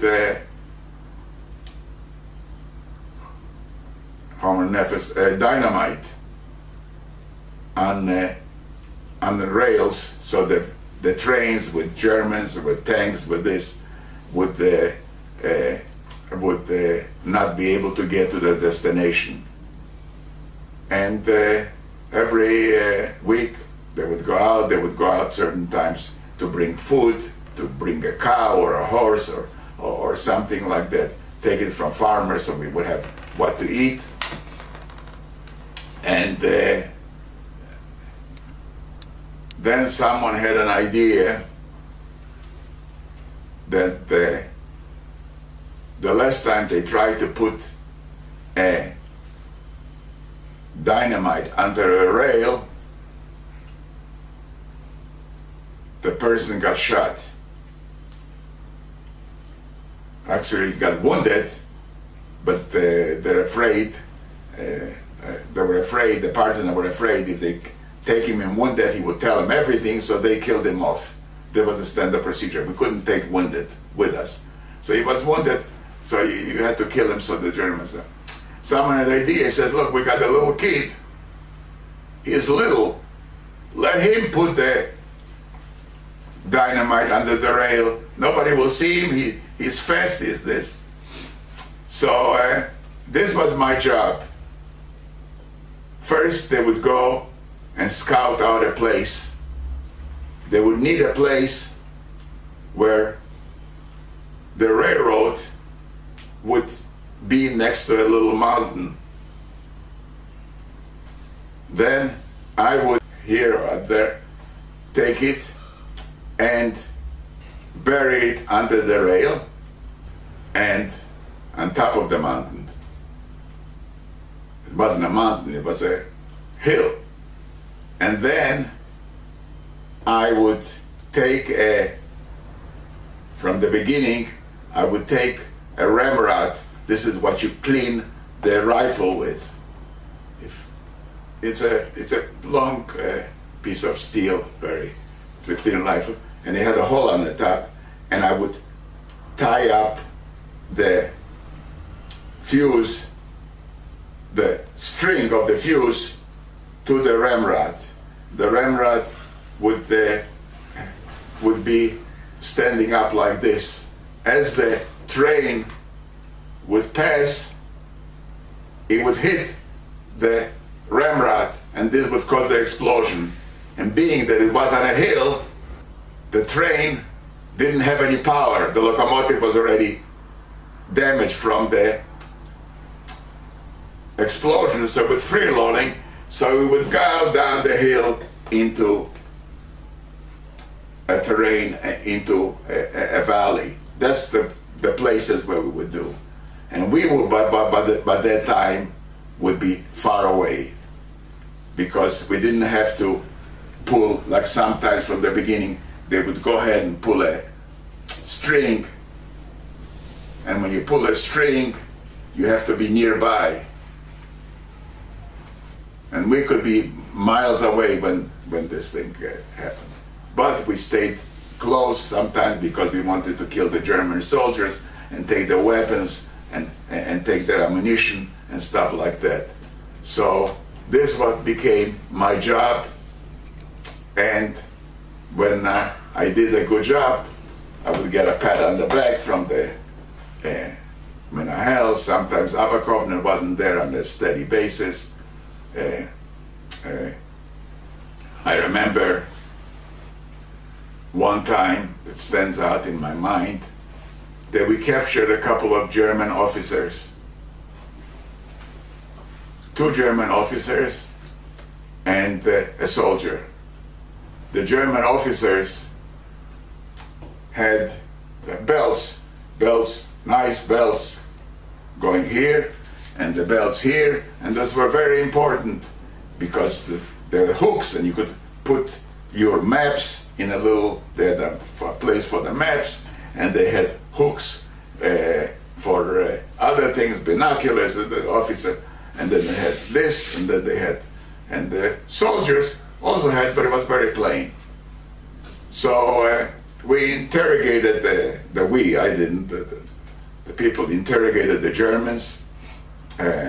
Once they got all the information from them, broke at their fingers, their toes, everything else, to get everything they can, beat them up, and then they tied them up at a couple of trees, and they're gonna be shot. Next day, they said they're gonna be shot. A couple of guys, they were partisans, they were sort of the head of the partisans, asked me, he says, look, we're going on a mission.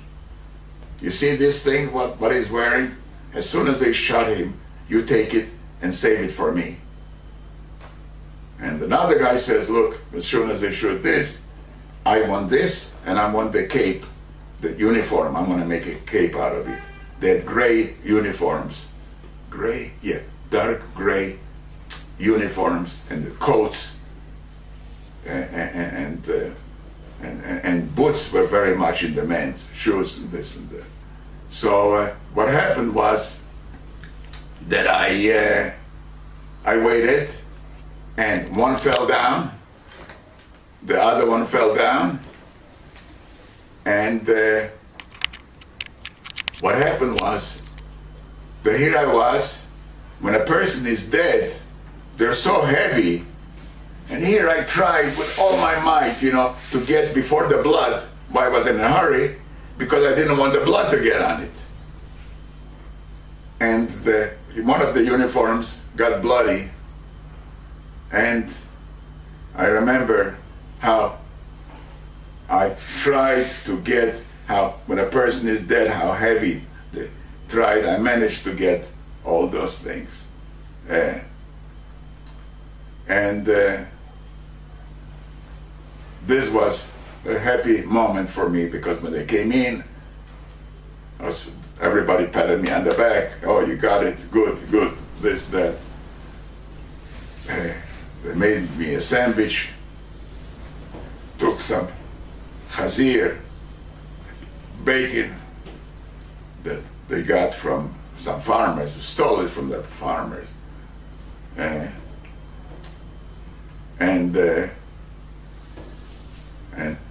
took the farmer's bread and gave me a sandwich, and I was really had a good day that time. Another thing that I did before they made me put the dynamite on the tracks was, we took from farmers cows. We had about 6 or 7 cows, and we would kill the cows, and that's what we ate. We had everything with, or pigs also we kept in there. But the cows was a different story. With cows we would also have milk, and there was an old man there, would go out and stay all day and graze the cows, make sure that they have plenty to eat. Now, I learned which cow gives a lot of milk and which was that. And every time I felt thirsty, I would pet the cow a little bit so she stays, and then I would get underneath and squeeze the tits into my mouth and get milk. And then in the evening we would bring him back. And one day the guy the old guy that I was with, went to look for berries. They had wild berries, but they were, blueberries like. They were growing all over the place. So I went to see him, and he told me he's going to look for some berries. He had a bag, and he would get some berry. I went ahead, drank some milk, and evidently I must have been tired, and I fell asleep. And the cows went away, and I woke up, and there are no cows. This was our everything for years to come. And only one cow I saw remained. And he came back. I said, "What happened?" I said, "I don't know, I fell asleep." "Oh, how we can go back? They're gonna shoot us, they're gonna kill us." How many lives were lost to get the cows? This was the cows, but that's what we had. So what happens, we took the one cow, and we came back, and they want to know where are the cows, and we said they went away lost. Me, they didn't say much, but they said to the old man, he said, the kid fell asleep. "What is the kid? You're the grown up. What are you talking about the kid? You're the one," but I was the one that fell asleep. He shouldn't have. And there was something, it's like a funeral in the camp. One man that evidently must have been a farmer, he says, "Look, you got an ace in the hole that one cow remains, because this one cow did nothing but moo, yom v'layla, day and night." And all of a sudden, they all came back. The cows came back, and it was a celebration people were talking about executing him. I mean, this was so this was a happy moment in my life also. Didn't have many happy moments there, but this was a happy moment in my life when the cows came back. Now, another thing that influenced my life is that little by little we kept on getting more partisans, and we were causing a greater bit of damage. And as a result, we began to be recognized as a force by the people that were in charge of us in Moscow. We had the Morse code, and so evidently we were doing well, and we needed a doctor. It's strange, so many Jews and not one doctor, but that's what happened. We didn't have a doctor, because sometimes people would get wounded and we didn't have any. So we remember one day everybody's talking that we're going to get armaments, and we're going to get food, and we're going to get other surprises. Now, what we did, we had to go and make fires to form a certain letter, A and D letter. Make fires to form a certain letter.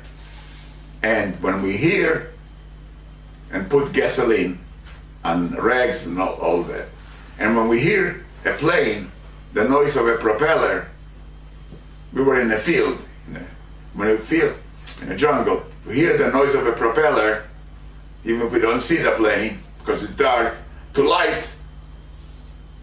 And that's what happened. We lit.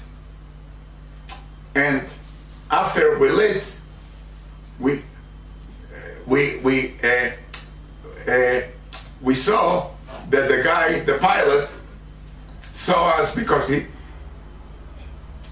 he flashed a couple of lights. And then we had to put the fire out. And the parachute opens up. And believe it or not, we got a doctor. And then they dropped him. And he didn't know where he was. He was in uniform. And then we got, there was such a, I have tears in my eyes because for us, it was a miracle. We got bandages, they dropped iodine, they dropped some books, some ammunition. I got myself, there was a little small arms, I got myself a gun. They went ahead and cut off their rifle, the length, and I had one brand new. And then I was busy taking off. It was all covered with grease, cleaning it, cleaning it. And we got a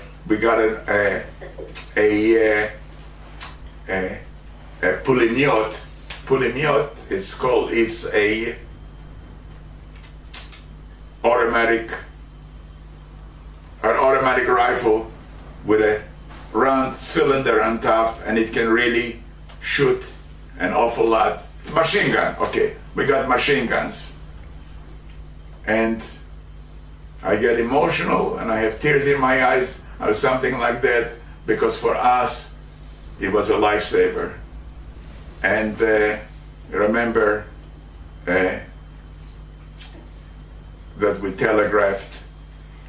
Now imagine it, here is a guy that lives in Moscow or Leningrad or Stalingrad, and he is a soldier, he lives in a normal environment, and then they drop him in a place that any minute they can shoot him. He came in, he said goodbye to his children and this and that, and then he became our doctor. And then the sanitary conditions in the Partisans, we had an awful lot of lice, and the way to delouse ourselves, we would go ahead and take a shirt. When you had a big fire, we always had fires. Roll up the shirt and then hold it against not the fire, the steam, the smoke, and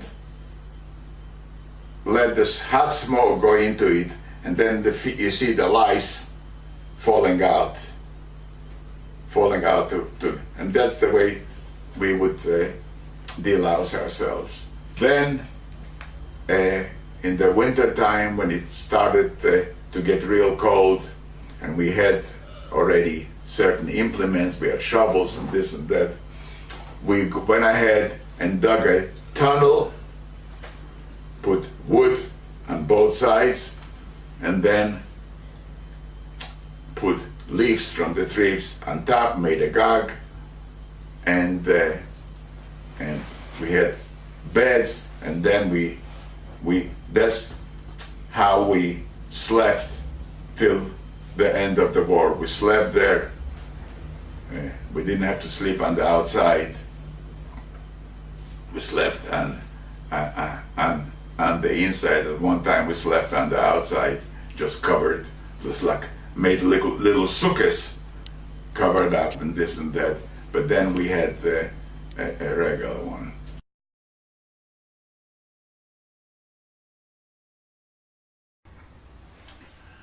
One day we heard a strange noise. We didn't know what it was. Seems like a train or trucks or something like that. We all rushed out to take a peek. We didn't know what it was, so we rushed out with our rifles, with our guns, with our machine guns, and we saw tanks of the Russian army in front of us. They were sitting on top and waving to us. I remember a Russian soldier lifted me up, gave me his hat.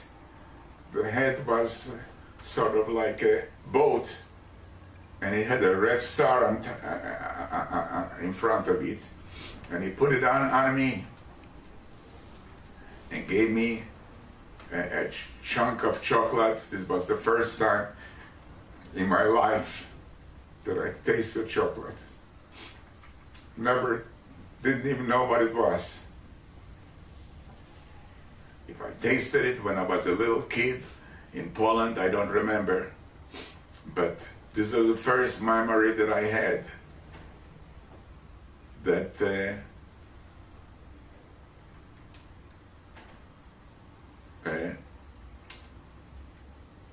I tasted chocolate, and they really were very, very good to me. And as a result, I have a soft spot, not for the Russian government, but for the average Russian soldier that sacrificed their life in order to kill as many Germans as possible and help us to win the war against the Germans. And the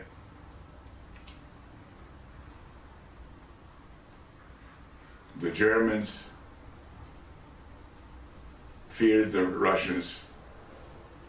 They always tried to give themselves up to the Americans because the Americans were very gentle with them. They made sure that they have good medical cares, good conditions as far as prisoners are concerned, whereas the Russians really gave them what they deserve. And I'll be eternally grateful to the Russian soldier who picked me up and set me on the tank and gave me the first taste of chocolate. Now, here, the war was over, everybody was celebrating, and here we are, a woman, a young girl, and a young boy. The liberation took place in July 1944 of Vilna, and at that time I was 11 and a half, completely illiterate, didn't know A from B, from C to D, never went to school, never had anyone even to spend an hour with me to teach me the alphabet or the numbers, and was only happy to be alive, at the same time hoping that somebody from our relatives from our family survived, even though myself and my mother, we never discussed the tragedy that befell us, all the European Jews. We never discussed it. The only time my mother made a mental list of our relatives, of the closest relatives, cousins, uncles, aunts. And she stopped counting when it reached 200, then we stopped counting. And out of all them, we're, myself, my mother, and my sister, are the only survivors. Now we have a picture of a permit to purchase certain basic apparel, like shoes and a coat. Those things were impossible to buy after the war. For us, it was impossible because we did not have any money, and we had no way of getting any clothes. So by getting this certificate stating that we were partisans and going to a special army depot, they would give us shoes or boots, and they would give us a jacket and some other basic things which were very important to us because we just couldn't go into the city wearing the stuff that we're wearing. As you read this document, you'll see it's addressed to Gordon. They talk about family Gordon. And the reason for it is that when we were in the Vilna Ghetto, as I told you from the beginning, we got saved by a man called Alter. He was a jeweler and a craftsman.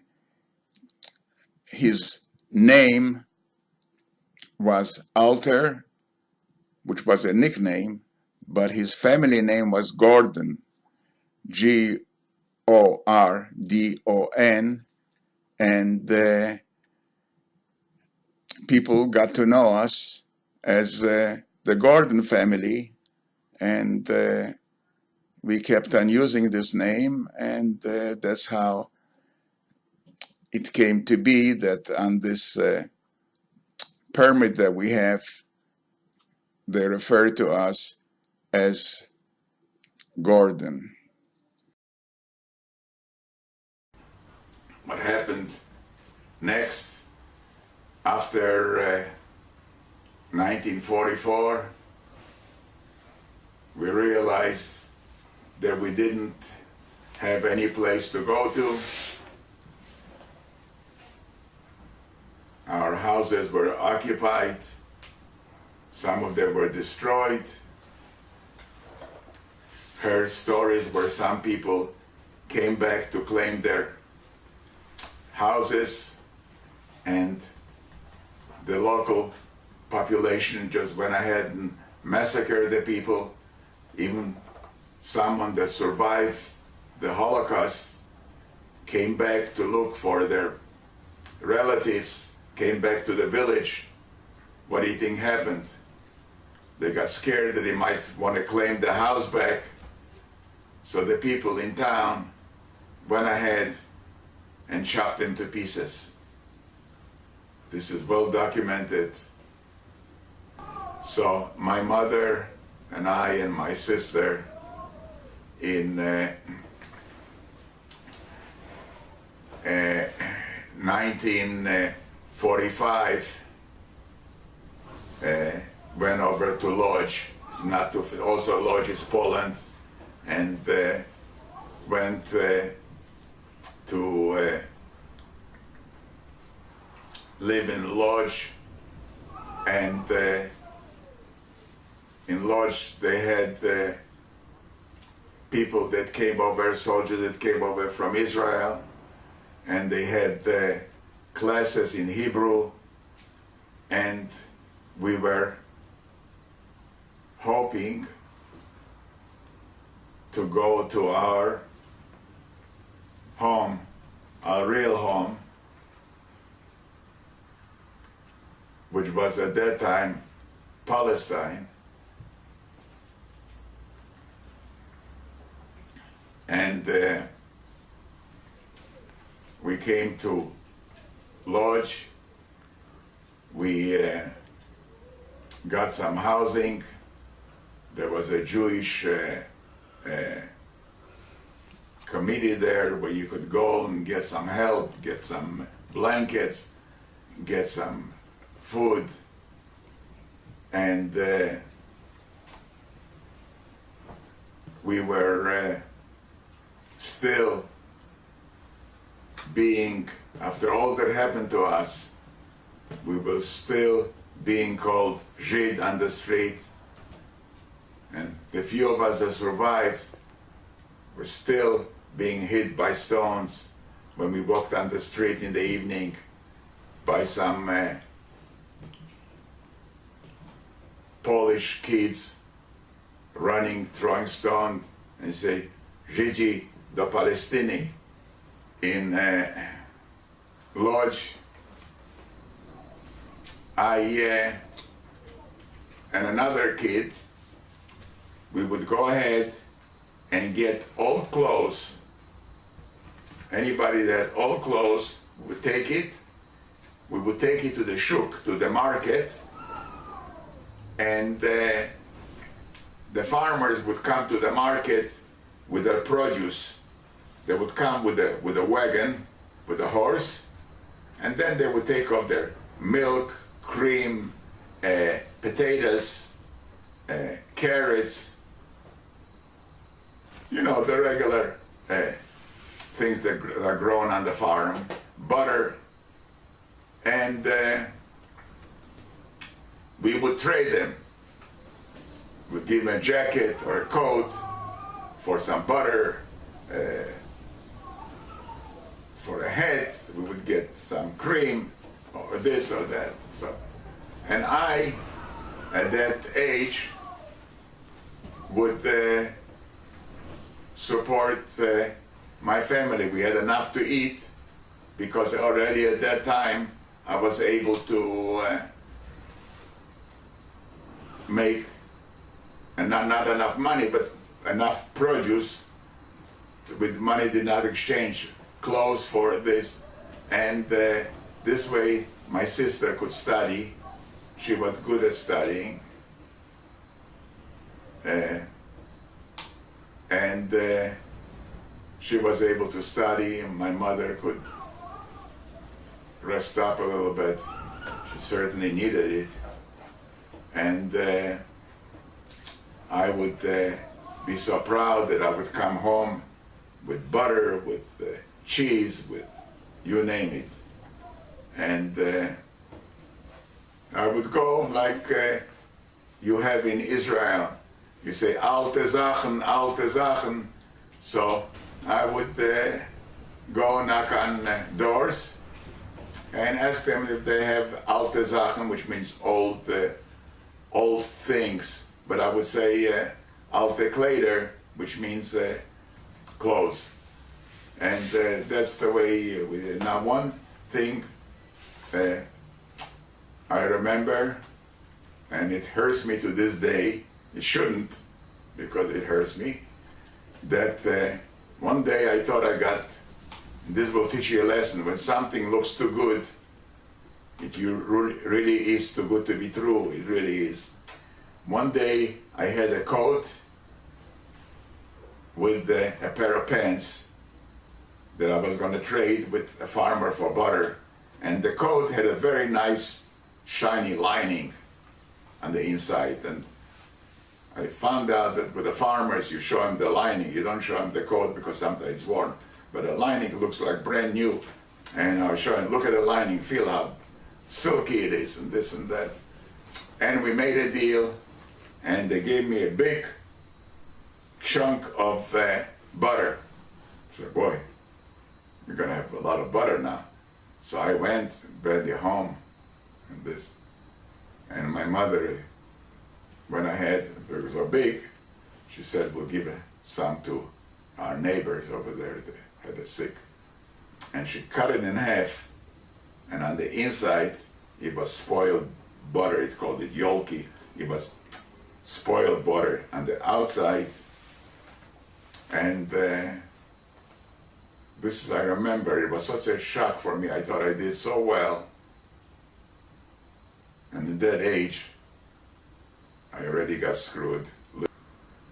Why is it important to me? Because the fact is I still remember this.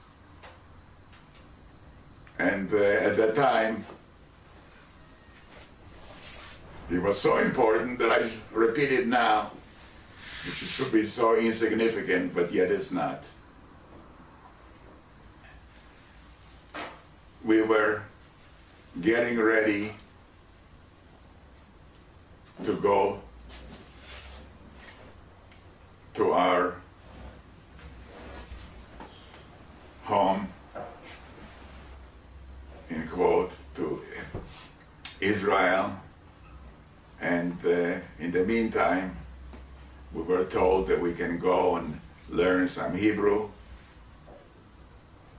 My mother remembered that we had some relatives in the United States,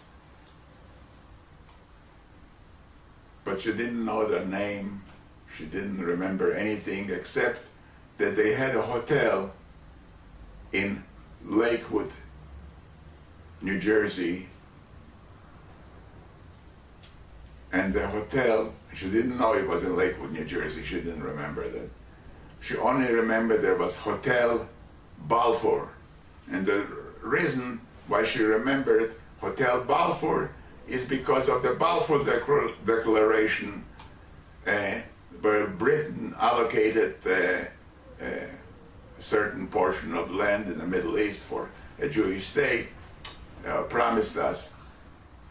So here, this stuck in her memory, and she wrote, sent a postcard to Hotel Balfour saying that we, me, my sister, and her are the only ones that survived from our family, and gave our return address. And the Balfour Hotel was still in existence, and they wrote back that they want us to come to the United States. And but United States would not allow Jews to immigrate in those days. They hated Jews in a different way, and they wouldn't they wouldn't give us a visa for a woman without any skills and 2 children. Thought it was going to be a burden on the family. So then one day we were informed by letter that our visa to Cuba has been approved with a stopover in the United States. I made some friends. I made some very good friends, really good friends, the only friends that I really ever had, because I never had friends in the Partisans and never had friends and didn't grow up in a normal way where you have friends from school or this or that. There were boys with no father, no mother. They were left by themselves, who were supposed to go with me, all of us, to Israel. Already knew what boat we were going to go on, when we were going to go approximately. And then when we got our visa for Cuba, and then stopping off in the United States, my mother decided that we would go to the United States. My friends made Aliyah, but came to Israel. And I lost contact with them. To the best of my knowledge, they got killed in Latrun